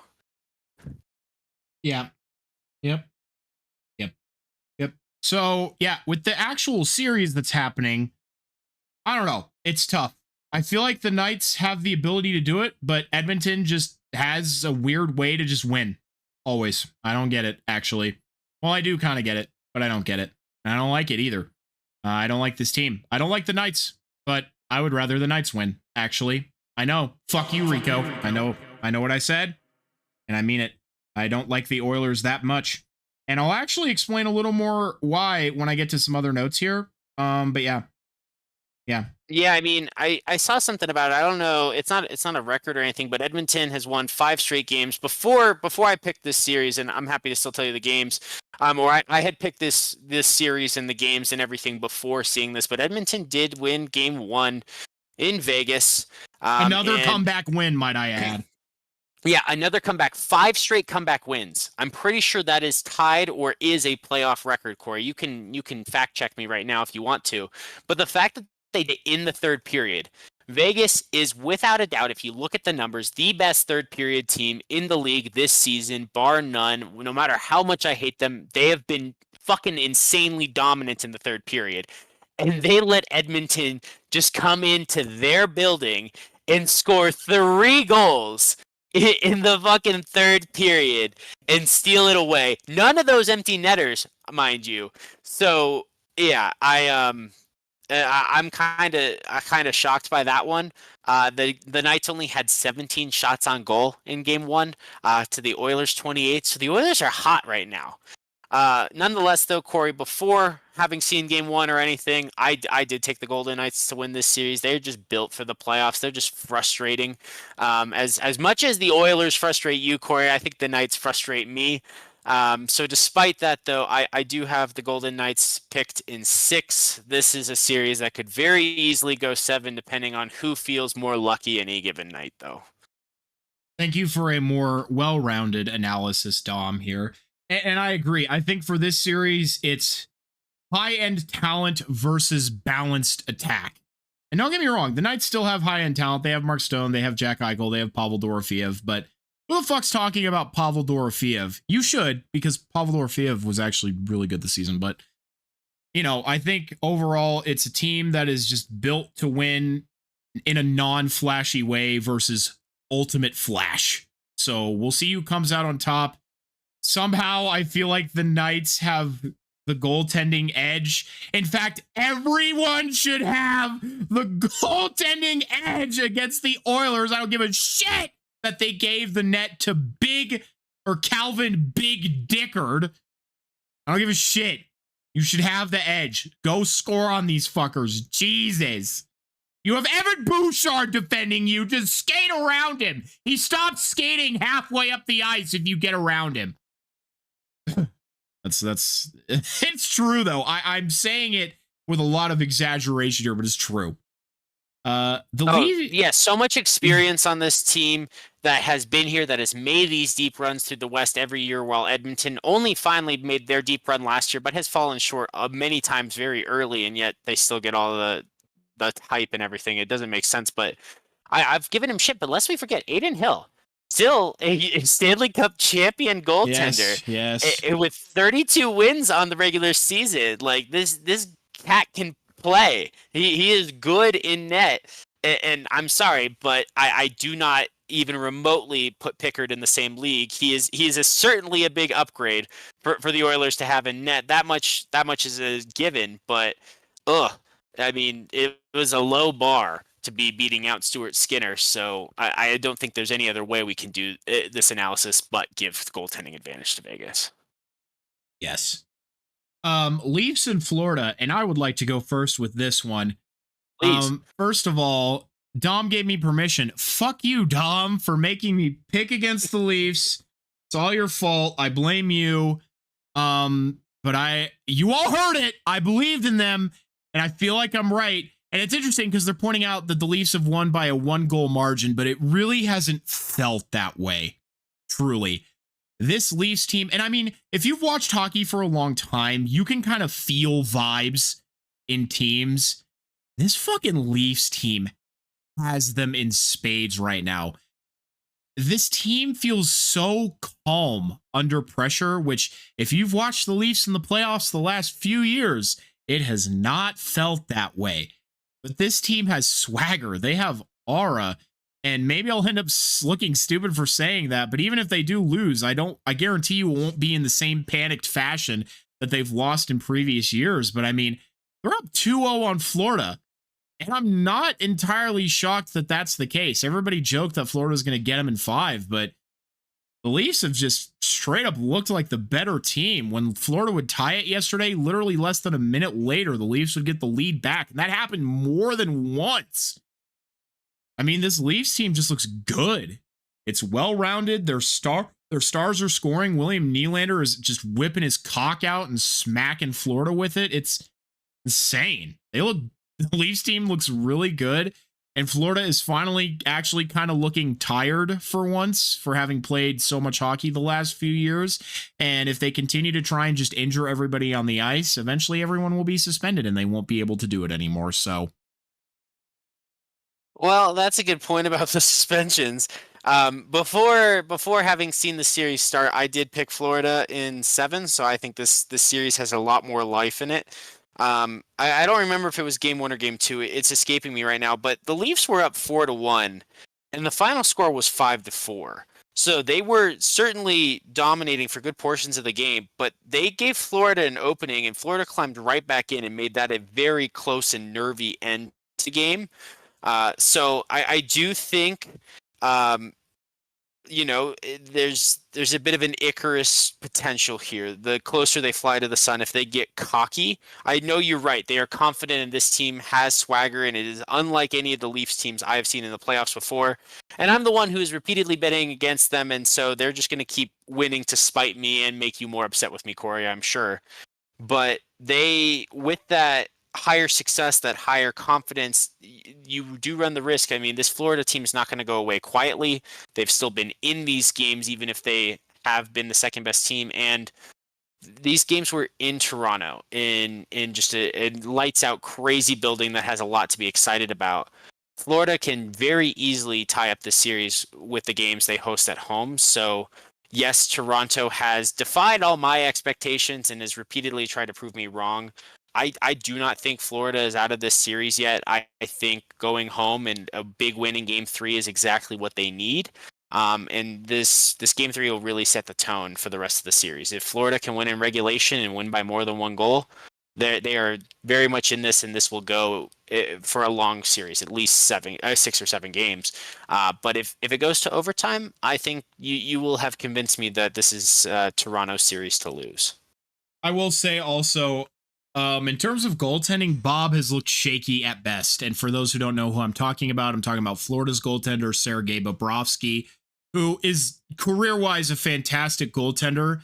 He has not looked as solid as he normally does. And right now, his team is not getting enough back for him to make up for that fact. And I think Toronto overall has the better goaltending tandem at that. Who they've tried to take out multiple times, Florida has, which is kind of sad to see. Hopefully Stolarz can get back into it. He's looked really good. So I think the Leafs have the edge there in goal. Well, that's something important. I'm glad you brought it up because the goaltending is going to tell the storyline of the series. Stolarz got a concussion in one of the games, and he was puking near the bench. He did not play in the second game, and don't be surprised if he... I mean, I don't expect him to play game 3, especially when you have a guy like Woll who can start, but he might not even make the flight to Florida, depending on how he's doing. Concussions take a little bit of while to come back from. There is the concussion protocol and everything, so... While we don't want to get yet another injury at the hands of Florida to be a defining factor in this series, it will make a big difference. Stolarz on the road versus Woll on the road in Florida in big moments, like it could have an impact. If something happens to Woll, that flips on its edge. I'll disagree with you slightly on Bob. He was stellar against Tampa Bay in the first round, so he hasn't been. He's always great. Stellar against Tampa Bay. Fair enough, but. That's still recent, so we don't have to be overly harsh on him. But yeah, last game, 4 goals on 20 shot attempts is not good enough from Bobrovsky, especially when the Panthers can't seem to get a lead, let alone hold one. So not the first game, 5 goals on 30 saves, again, not perfect, but I don't think those were necessarily all his fault. So let's see if, again, game 3 is going to be a big moment where Florida's best players, be that offense, defense, goaltending, they all need to step up if they're going to have a leg in this series. And just to let everybody, I guess I don't know if we said it last round. I picked the Knights to beat the Oilers. You also picked the Knights to beat the Oilers, yes? Yeah, I did in 6 games. Okay, and then you're picking Florida for this series? I have Florida in 7.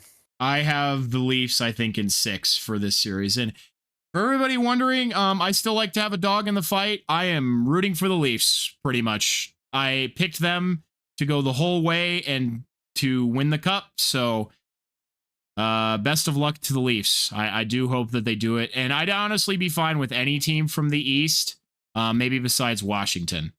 And I know I said fuck Carolina earlier in the season. My tune has changed. I'm allowed to change my opinion! Finally... Jets versus Stars. Well, everyone, we're all Jets fans now. No, there is no arguing to be had.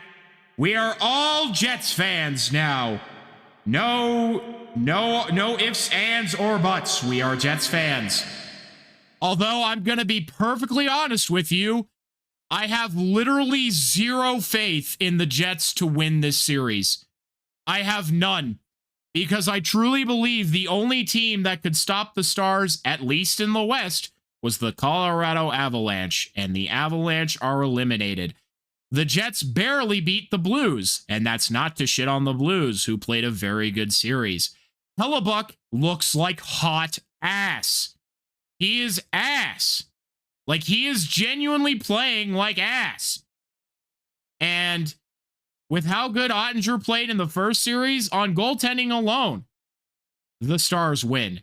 Not to mention, I think the Stars just have a better everything. Maybe the Jets have slightly a better defense, maybe? But the Stars... No, they don't, because I don't know if you've heard, Jason Robertson and Miro Heiskanen are coming back in this round. Robertson already played. Okay, well, expect... Heiskanen back in game 3 or 4 in Dallas. So yeah, once that happens, sorry, Jets. I hope you win. I don't think you will. It's going to be the Stars in 6 if it's merciful. Yeah, I have the Stars in 6 from before this series started. I wish I could revise it and say the Stars in 5. Because after they won Game 1 in Winnipeg, Winnipeg has shown an inability to win away from home this playoffs. Yep. However bad Hellebuck has been, he has been so much worse in St. Louis. I think you sent me a message, Corey, that he just does not know how to play in that arena for some reason and forgets all of his goaltending ability. Yeah, Dallas in 6 is mercy. Dallas in 5, I think, is fairly likely at this point. This team, I said it from the start, whatever team won that series is going to win the cup. I'm not rooting for them to win the cup, but in my bracket, I have them winning just because I think that is the most realistic outcome. It was a coin flip, but we knew those were the 2 best teams coming into it. So sorry, Winnipeg. I'm going to root for you, but when we talk about faith, I have zero backing the Jets, unfortunately. Better luck next year. So our final incorrect pick is the Stars. We both agree on that, and we actually only had one series that we disagreed on.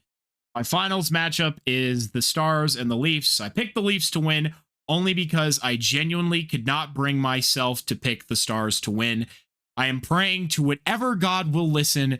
Please don't let this happen, at least under these circumstances.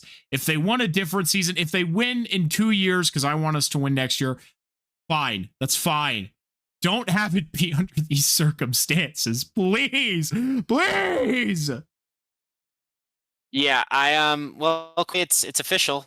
I should have just stuck with my gut from the last 3 years. For the 4th consecutive year in at least a bracket, I have Dallas over Carolina as my final pick. I'm rooting for Carolina to win it all.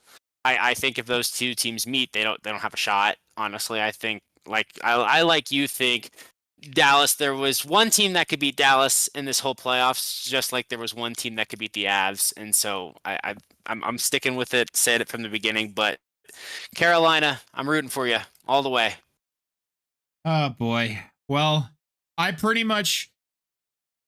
will root for literally any team that the Stars are against, even if that means I have to root for Connor McDingle.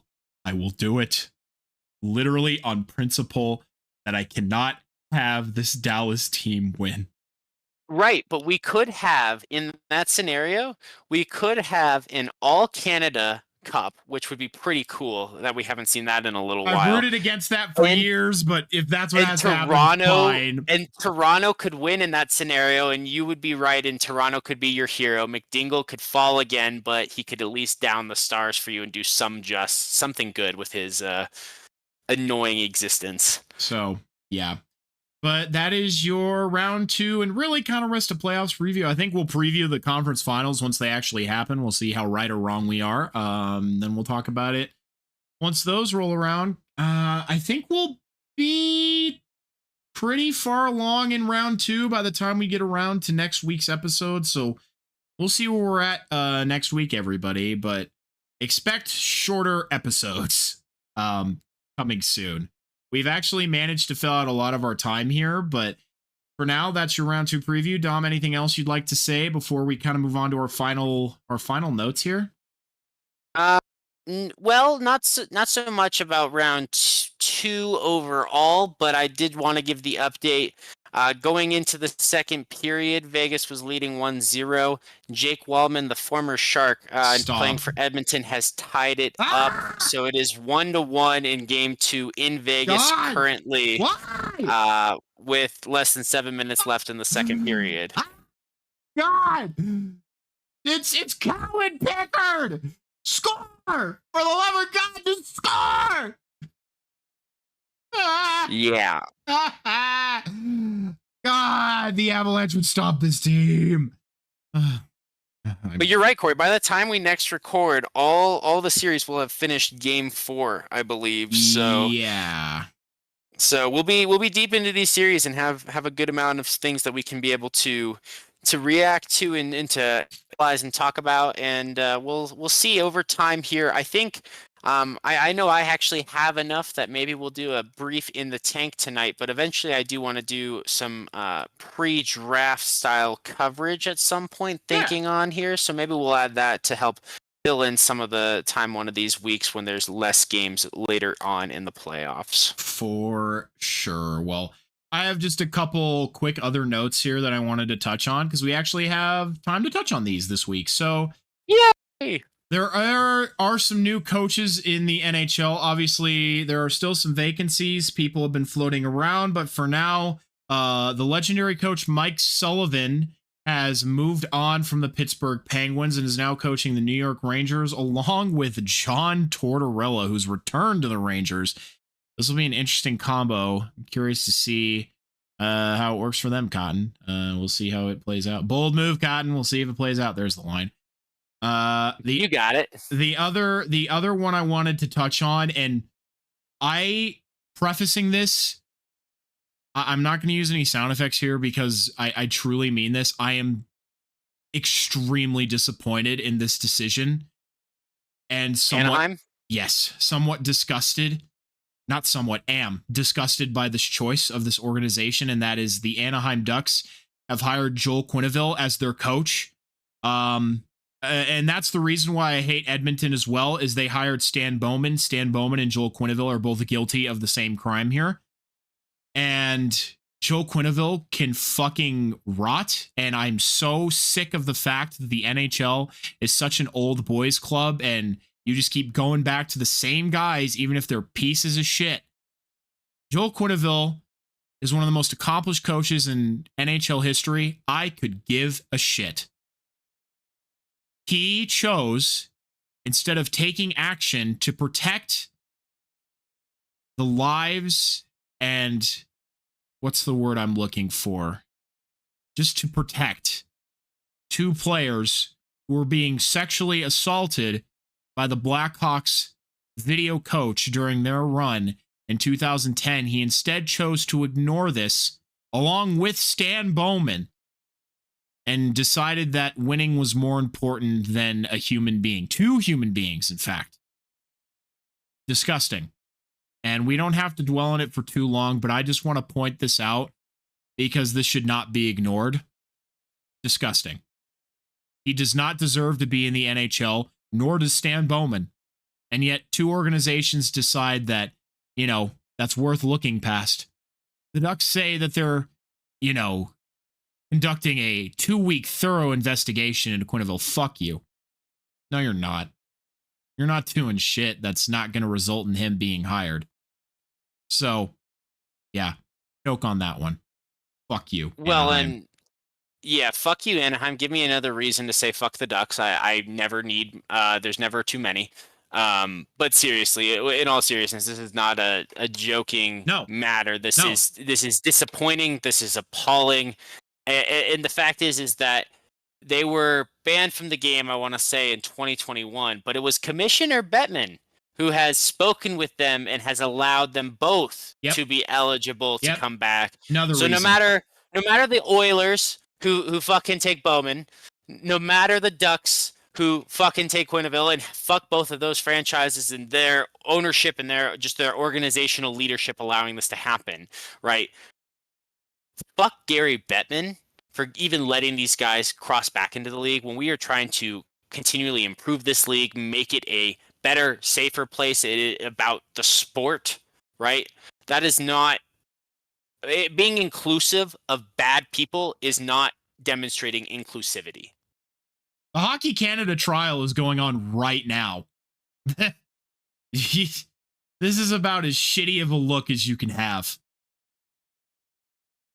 It's a disappointment. Such a disappointment. I honestly don't want to give them more airtime, but it's important that we highlight this, but it's so disappointing and frustrating. And it disgusts me that people are willing to so easily look past this just because Joe Quenneville has won. Yes, and he won at the cost of two of his players. God, I genuinely can't even find the right words for it. Man literally knew 3 weeks about the first one, and during those 3 weeks when he did nothing is when the second one occurred. He knew there were allegations that there was something possibly wrong. And because he didn't do anything, because Bowman didn't do anything, because they decided it would be bad PR while they're on a playoff run, that the second thing happened. Oh. That is what is, I think, the most disgusting, is that not only did he have a lack of action, but his lack of action is as directly responsible for what happened as the individual themselves who actually did that. So it's appalling. It's really just disappointing. I think is there's no better words than those two for it at this point. All right, everybody, we're going to take a breath, drink your water, because I do want to talk about something more positive, but I don't want it to seem like I'm just, quickly moving past that. So we'll take a moment here. All right. I want to talk about the World Championships, the IIHF World Championships that are going on right now. So that is very exciting. The Avalanche have 2 representatives. Martin Necas is going to go play for Czechia. And of course, Nathan MacKinnon, literally within a day of getting eliminated, is joining his best friend Sidney Crosby to play for Canada. And I didn't know this, Dom, but I saw this adorable clip of Macklin Celebrini and Sid Crosby practicing face-offs together. And I think we found Macklin a new dad. Well, Jumbo might be his actual dad for now, but yeah, I mean, you're not wrong. I mean, he's been living with Jumbo for crying out loud, so dare I say, but yeah, it's so great to see the fact that the Sharks were going to have 4, but still have 3 players here at the World Championships. It's really, really great to see for the young players to have Celebrini there for Canada, Will Smith representing the U.S., and Alex Wenberg there as well. And then the 4th would have been William Eklund for Sweden, which I can talk more about a little bit later on, Corey, but I don't mean to interject. So please, back to you with the Avalanche part of this. Yeah, so, I think, listen, I didn't want the Avs to go home. I didn't. But maybe it's all part of the grand plan, everyone, that now that Mike Sullivan has moved on from Pittsburgh, the man that Sidney Crosby was connected to, now Nathan gets to play with him on an international stage for the second time, and he gets to be with him all summer. You don't think? And this came from Elliot Friedman. If you don't know who Elliot Friedman is, he is the NHL insider. Take his word seriously, and he is not making baseless claims that Nathan MacKinnon will be hounding Sidney Crosby to join the Avs throughout this whole summer.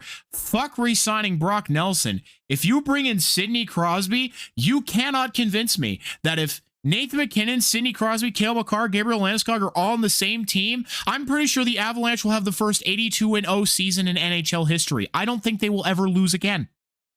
Truly. So maybe now it can finally happen that the Penguins are coming unglued. It's coming apart. Nathan can work his little magic and make Sidney come to Colorado. Hey, Sidney, please.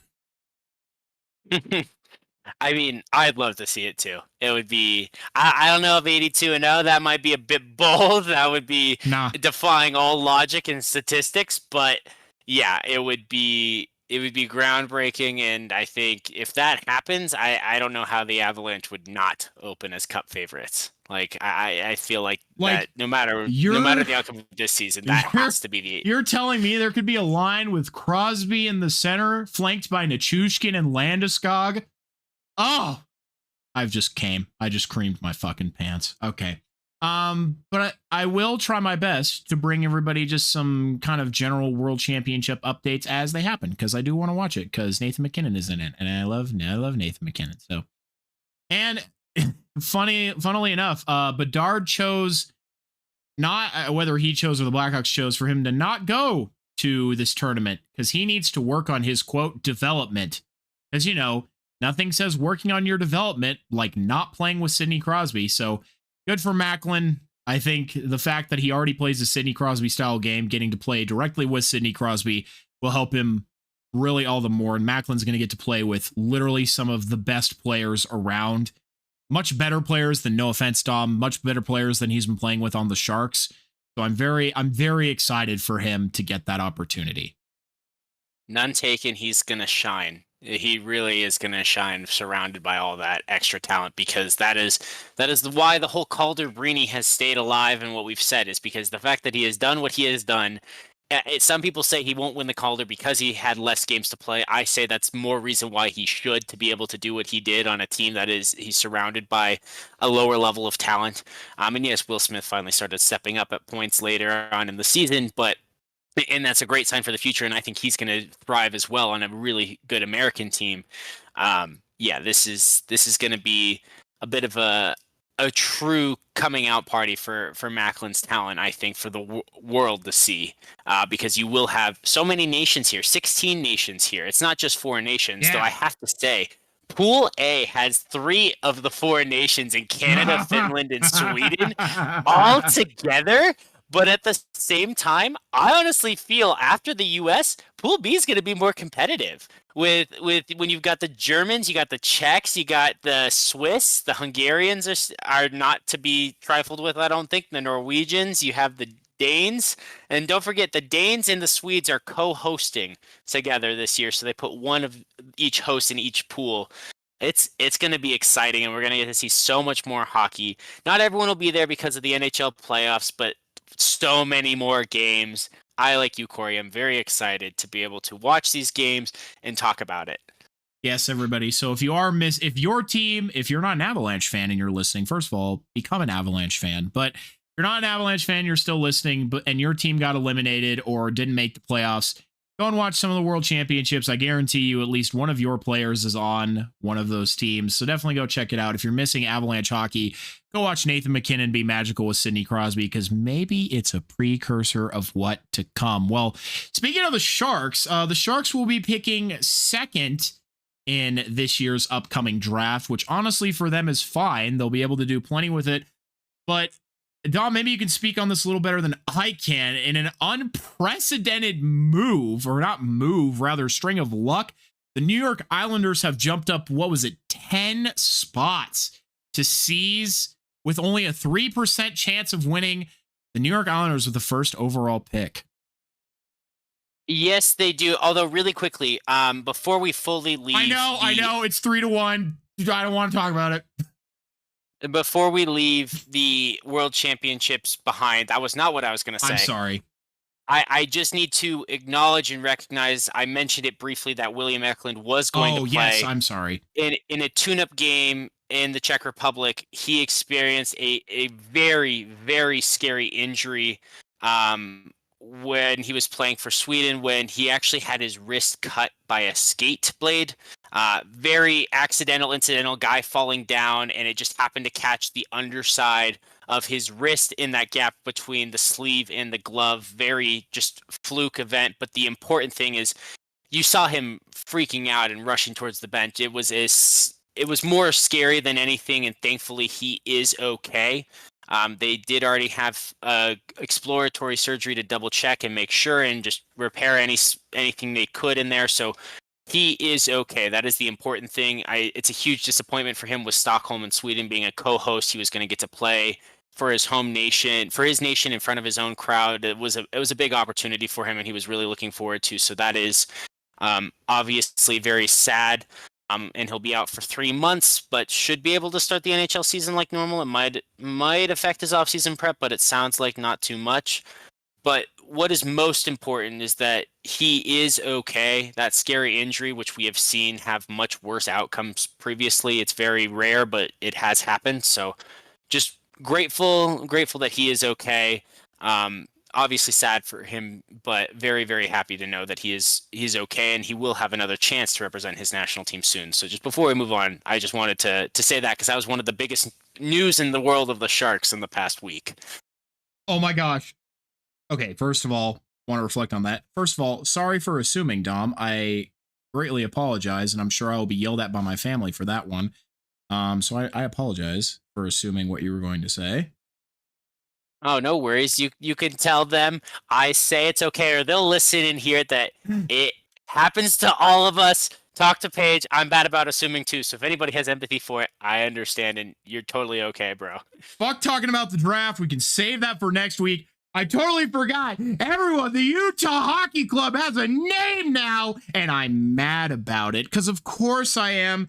They have decided to be the Utah Mammoth, which sucks because they literally stole everything they have from the Colorado Mammoth lacrosse team. Their motto is literally Tusks Up, which is what the Colorado fucking Mammoth use already. It's not the original. So, yeah, boo, boo, boo, boo. All right. Okay, and this is what Corey brought me onto this podcast for. I'm going to offer a different perspective that's a little bit more balanced. Let's be real. Teams all over this country, all over all the different sports, the same names and mascots get used multiple times, and it's not in the same sport. So it's going to happen, everyone. I understand and empathize with what Corey is saying, but I want to recognize some of the cool things the Utah Mammoth did, including on their alternate jerseys, or excuse me, on their primary jerseys. Their small, their alternate patch, the small one on the shoulder, really, really well done. And if you look closely in their primary logo, with not only do you have this mountain that is in the back of the mammoth head, right? So it's based on Mammoth Mountain in Utah, right? But they have a place called Mammoth Mountain? Yeah, that is also the inspiration for the ride at Disneyland, I believe. So fun facts all around here for y'all. But in the left peak of that mountain, if you just turn your head like a tiny bit to the right, you will see that it is actually designed to have the outline of the state of Utah, and the base of that with their colors also spells out an M. So I'm gonna share my screen for Corey to see this with me. But I think there are some little small things in here that are worth recognizing that the design team did really, really well, just to highlight these small little features and make it personalized to this team, to have that Utah in the corner and to have the little M. So I think it's a great logo. I was rooting for the name the Mammoth. It rolls off the tongue. So slightly different perspective. I'm happy that they're keeping the jerseys, the colors, and their alternate jersey from this year will basically be the same and just have that primary logo on the shoulders. So good for those fans that they don't have to just get rid of their one-year hockey club jerseys. I think this was the natural progression that was always going to happen. And added benefit, they get to now be the Ice Age rivalry with Nashville. We can all picture it. And somewhere in there, we can have Sid the Kid, and just to finish the whole image. I don't know if you said this. Did you know that the tusk is also supposed to be a U? That's supposed to be the U. I did not say this. Yeah. I did know that, but I did not say that. So thank you for pointing that out as well. But yeah, see, guys, this is why it's all work, because you have the Utah Mammoth, you're going to have the Nashville Predators, and then when Sidney Crosby comes in place for the Avalanche, you will have like literally the Ice Age movie all in one division. There will be so many memes to be made of it. And honestly, the Avalanche are going to come up on top of it all and be riding on the Mammoth's back, probably just like Sid does. So it's all going to work out. I was telling my mom this the other day. Can we genuinely never have this happen again where we have a team without a name for a year? Let's never do that again, actually. That was just awful. Let's not do that. When has that ever happened? Never.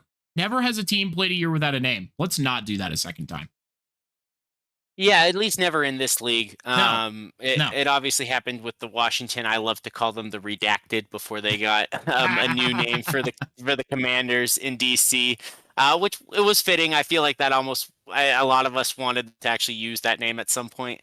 But I agree. It's never happened in hockey. You've never gone through so many series of fan votes and approvals and issues. Like, it really shouldn't be this difficult. In my opinion, Mammoth was the landslide obvious winner from the get-go, so I don't think it should have taken this long personally. Though I know, Corey, you have your opinions on the matter. This was inevitable. You didn't need an extra year. And while that logo was beautiful, I guarantee you they have the department that they could have put that together last year already. So there's a big-ass mosquito on my wall. I have to crush it. Hold on, everybody. Hang tight. Rush its soul. I gotta kill this bug.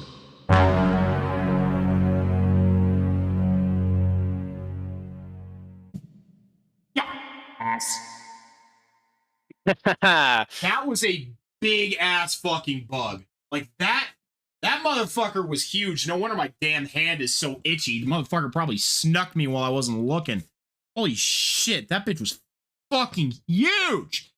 Okay. So, I'm gonna explain how the rest of this is gonna roll out here. So I'll give you kind of a choice here. So I have space for you to fit any final notes that you may have, and I think we'll save some draft analysis for when you have a little bit more time to put it together, because it's a lot more exciting for you who actually has draft picks than it is for me. So I'm frankly not going to bother with the Avs end of things. I'll talk about who they end up picking once they actually do, but for now I'm not going to speculate. But otherwise I have space for that. But I also have our selection for the 3 players of the Avalanche's season. But the fun part is, Dom, I didn't actually pick them yet. I thought we could decide together who they would be. I do have 3, I think, as I've kind of sat here and thought about it, I have 3 in mind, but maybe you can interject here, sway me one way or the other. So yeah. But well, thanks, Corey. I love that idea.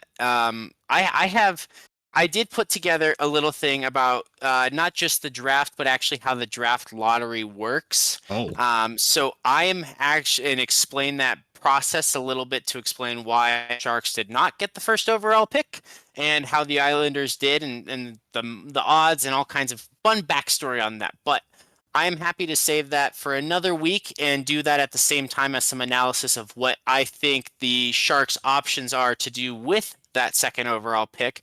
And we can do that all as one like continuous segment next week or another week here soon whenever we don't have a ton to talk about in the playoffs. I'd be happy to go through that thing. And I agree, it could all for one good story at the same time. The one thing I do have to say for this week, though, before we get into our 3 stars of the season, is I need to say a big shout out to all of the Sharks players at both levels, and those players for the AHL team, the San Jose Barracuda. Let's go Eagles! Yeah. After beating the Ontario Reign, fuck LA, in back-to-back games, the CUDA have officially been eliminated from the AHL playoffs by the Colorado Eagles just last night. But you know what? It was great progress to see the Barracuda make the playoffs first time since 2019 and truly go toe-to-toe with the number 1 seed in the AHL Pacific Division. Like, these games were close. They were competitive other than game 1 pretty much. But this last game, game 4, also, for everyone who doesn't know, the AHL playoffs are weird. You don't have this back and forth. You have, like, the Pacific gets 7 teams in and plays this weird best of 3 first round before you get to, like, what would be your real, like, 16-team first round. Those are best out of 5 series. The CUDA hosted the first 2 games, and those were separated by 3 days. And then Colorado would get to host the next 3 at home. And they played games 3 and 4 literally on back-to-back nights. So I was wondering if that's what happened. Yeah. It was. Yeah, the AHL needs to figure it out and, like, organize the playoffs a little bit better, in my opinion. I understand the efficiency of wanting to play back-to-back games, but do 2-2-1 or something like that and give the higher seed the advantage of home ice first. Like, it's not that difficult. If you want to play best out of 5 in the first round, all power to you. But it's just a little weird. So I could spend more time diving into that. But I think the important thing is the CUDA actually made the playoffs, and they were down some important players here in this series against the Eagles. There was no Thomas Bordelau. Obviously, Mook Madulin's been missing time, but the AHL MVP was not there with the team in this series, at least here in Denver or in Loveland as it is, for that would be Andrew Podorowski. So that's a huge loss when you don't have the MVP of the entire league able to play for your team on the road. That definitely makes an impact. Also a big impact, Askarov. Experience, he had like a pulled muscle in his leg and was dealing with cramps late in game 3. the Barracuda were very much in that game, and unfortunately, he had to exit early. He is okay and was fine to play game 4. And probably, I mean, the Cuda's best game was honestly game 4. It just didn't go their way. But unfortunately, they did lose that game 3 here in Colorado. I think if Askarov doesn't have that little tweak, I think that outcome might have been a little different, and we could have seen a full 5-game series between the two teams. And I was rooting for that just so that we could have potentially gone to that game 5. I think it would have been on Saturday, Corey, where they played a back-to-back and then had 2 nights of rest instead of the regular 1 night. So again, AHL playoffs are weird, guys, but the moral of the story is the Sharks are going to be better next year because their talent is getting more experience playing in the playoffs of some form, winning a series against LA's affiliate, and really going toe-to-toe with Colorado. So that is all good signs as far as looking ahead to the future for the Sharks and getting more experience in general under their belt in some competitive format. And hopefully we will continue to see it improve, and Askarov can put up some great numbers in net for the Sharks with the main team next year. I'm not gonna lie, bad look on me. I didn't even know the Eagles were like that good, which is crazy. Also, why are the Eagles in the Pacific Division? That doesn't make any sense to me. So if you're opening this door, I can get into how weird this is.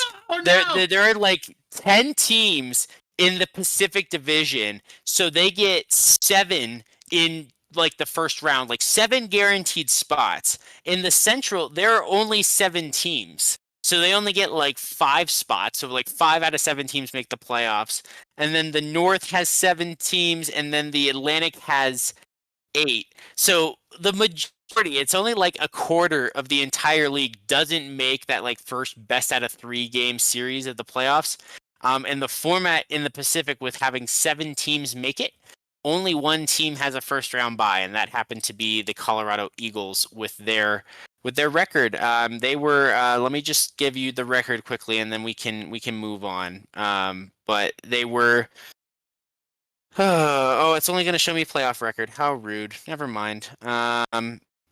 Yeah, never mind. But yeah, 23 teams qualify for the postseason in the AHL. So a lot of teams. It's very unique. But the Eagles are set up likely to play the Abbotsford Canucks. So you can figure out what team they're affiliated with.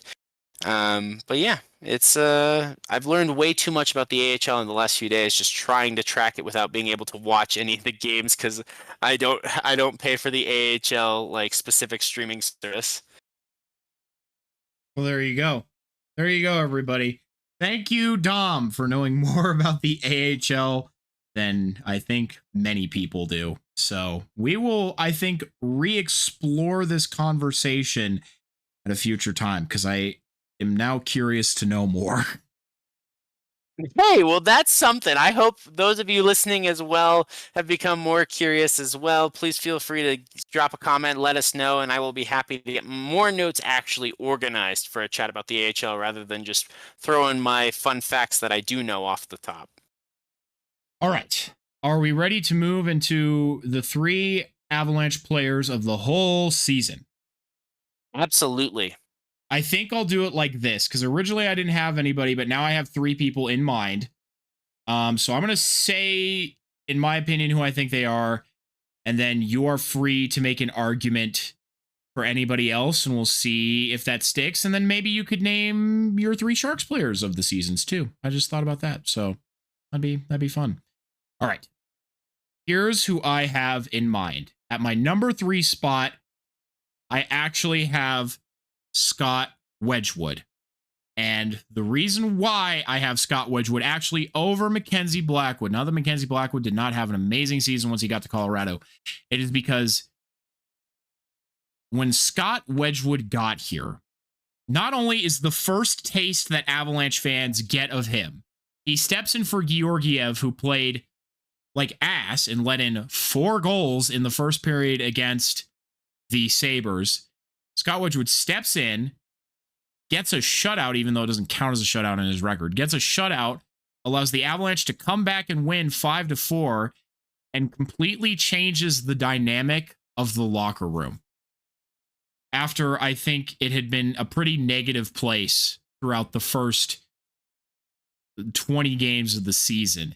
He completely was able to come in, change the vibes, change the mindset through who he was as a person, and that set the groundwork for Mackenzie Blackwood and made them such a lovable tandem and set the stage for the lumberyards. So my number 3 player of the year is Scott Wedgwood. My number 2. And wait. Before you go further, because I think I know which players should probably be numbers 2 and 1 in whatever order. So this is why it has to be number 3. Without looking at the stats and things and actually doing my due diligence here, I probably would have said Mackenzie Blackwood right. But Wedgwood, 13-4-1. That is a great record in 18 starts. A 199 goals against average, 917 save percentage, 2 shutouts on the year. I mean, only 37 goals allowed in those 18 games. I mean, other than the shutouts where Mackenzie Blackwood had 3 instead of Wedgwood having 2, he is actually better statistically, mathematically, than Blackwood is. He played half as many games and has over half. I mean, he's got 13 compared to 22 wins, and he only has 5 losses as compared to 15. That is insane. I did not realize statistically how great of a season he had. I know he was playing solid, but I mean, yeah, dude, there's an argument he should have played more. Yeah, dude, it's exciting because now you're going into next season with this tandem full time. So it's just a reliable thing now where you don't have to overwork Blackwood. He doesn't have to play every game. You can comfortably put in Scott Wedgwood and know that you're going to get a good performance regardless of who is in net. Blackwood's your number 1. Yes, no question. He is the guy. But Scott Wedgwood is like Pavel Francouz, just a solid backup who you can rely upon, who can reliably step in games and reliably win you those games. Can you tell that I think Scott Wedgwood is reliable? So that is why, in my opinion, for a lot of reasons, even stats aside, he is my number 3 pick for Avalanche Player of the Year. Who do you think I have at 2 and 1, Dom? Because you might be right, but you might also be wrong. So I just want to hear your guess. I might be wrong, but if I look at points, star power, and just who we should reasonably talk about, it should be Cale Makar and Nathan MacKinnon. I mean, shit, Makar's second on your team, and he still has double the points by your third place player on the season for points. So if it's not Makar and MacKinnon, I'm interested to hear your argument, and I'll be ready to push back against it if you got to have something good. All right, good ready to go if it's not those two. You are half right in your assumption. At number 2, in my mind, I have Nathan MacKinnon. Once again, had another MVP caliber season, despite being snubbed from the Hart, which I think is stupid. Okay, I know who you might have picked. Showed up in the playoffs, played his ass off against the Stars. Had a really, I think, just overall good season. Much more well-rounded, despite not putting up as many points. Once again, could have won the Art Ross. Got injured the last few games of the season, so he didn't. To me, best player on earth, inarguably. I think he's amazing. I love being able to watch him every night, and there's not a lot that I need to say, I think, to convince anybody that Nathan MacKinnon is always deserving of high regards. Not to mention that he went to the Four Nations, became the Four Nations MVP, won with Canada, could perhaps go to the IIHF now and win with Sid in Canada again. Probably going to go and win in the Olympics. So, I mean, his trophy case continues to grow, although I know he wants that next Stanley Cup. We all want him to get that next Stanley Cup. I think he very much can, and he is the force that the Avalanche flow through. That is an undeniable fact. So, Nathan MacKinnon, number 2. Number 1. And now I think you've probably figured it out, Dom. So, tell me when I say this if you were right or wrong. And you all can argue with me about this if you want to. Gabriel Landeskog is my number 1 player for the Avalanche this year. Yep. Well, and I if you look at just the regular season, then obviously he he didn't play during at least not for the Avalanche during the regular season. So there is that asterisk by it. But as soon as you said McKinnon was number 2, I just think the fact and what you talked about and I don't want to spoil your thunder, but I think what we've talked about on previous episodes, and I'll let you say it here, I can just say it in the couple of words of his comeback is momentous and worth highlighting. Exactly. And that's literally the reason why. The last time that any captains were out this long is because they were fighting in World War II. So the fact that Gabriel Landeskog made this comeback is nothing short of remarkable. There have been few players ever who have really come back under similar circumstances, not necessarily like the same injury, but similar circumstances. And I mean, just looking in March, Chris McFarland wasn't confident that he would ever be back. And then suddenly you get to playoffs. Not only does he play, but he's a near point per game player in the playoffs for all the games that he was in. But he looked fucking incredible. Like he never left. And now we all get to look forward to a full season of Gabriel Landeskog playing with the Avalanche. And I could not be more excited. To me, his story, even though it didn't have the ending that I think we wanted to, it did have the ending that we wanted it to. The ending was Gabriel Landeskog came back against all odds, against every doubt, against even himself. He came back and he is now a hockey player again. He gets to have his family. He gets to have his dream, his job. And there are not enough words to describe just how incredible and commendable this is. So Gabriel Landeskog is my pick for Avalanche of the Year. Dom, anybody else you think deserves to be thrown in the list here? I mean, I already said it. Makar, 92 points on the year, literally more than double Lehkonen, who was in third on the team. Lehkonen was injured. Still, I mean, he's still that's just who was third on the team. Makar is doubling who is in third. Whoever else was on the team and wasn't injured, what's their excuse?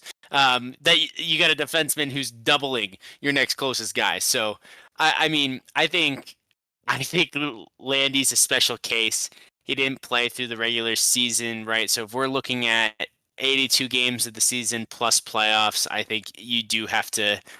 If I was ranking it, I probably would have said McKinnon, Makar, Wedgwood in that order with honorable special mention to Landeskog, because not what he did in the season, but just simply coming back. But I think we both come to the same conclusion there, that those 4 players have the biggest impact on the team, both on the ice and off it, with just the mental, emotional, and just the storyline impact on the game. Yeah.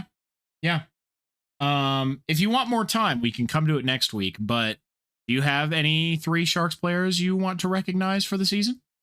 Yeah, so I know who I would recognize as the top 2 and why. All right. I'm struggling with the third for a couple of reasons, and I just kind of want to share that because it's tough.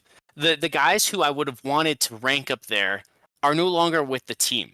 What Granlund was doing before he left with helping coach up the younger guys and leading the team in scoring at the time, playing in all phases of the game and really being a crucial player, I can't recognize because he's not officially a Shark.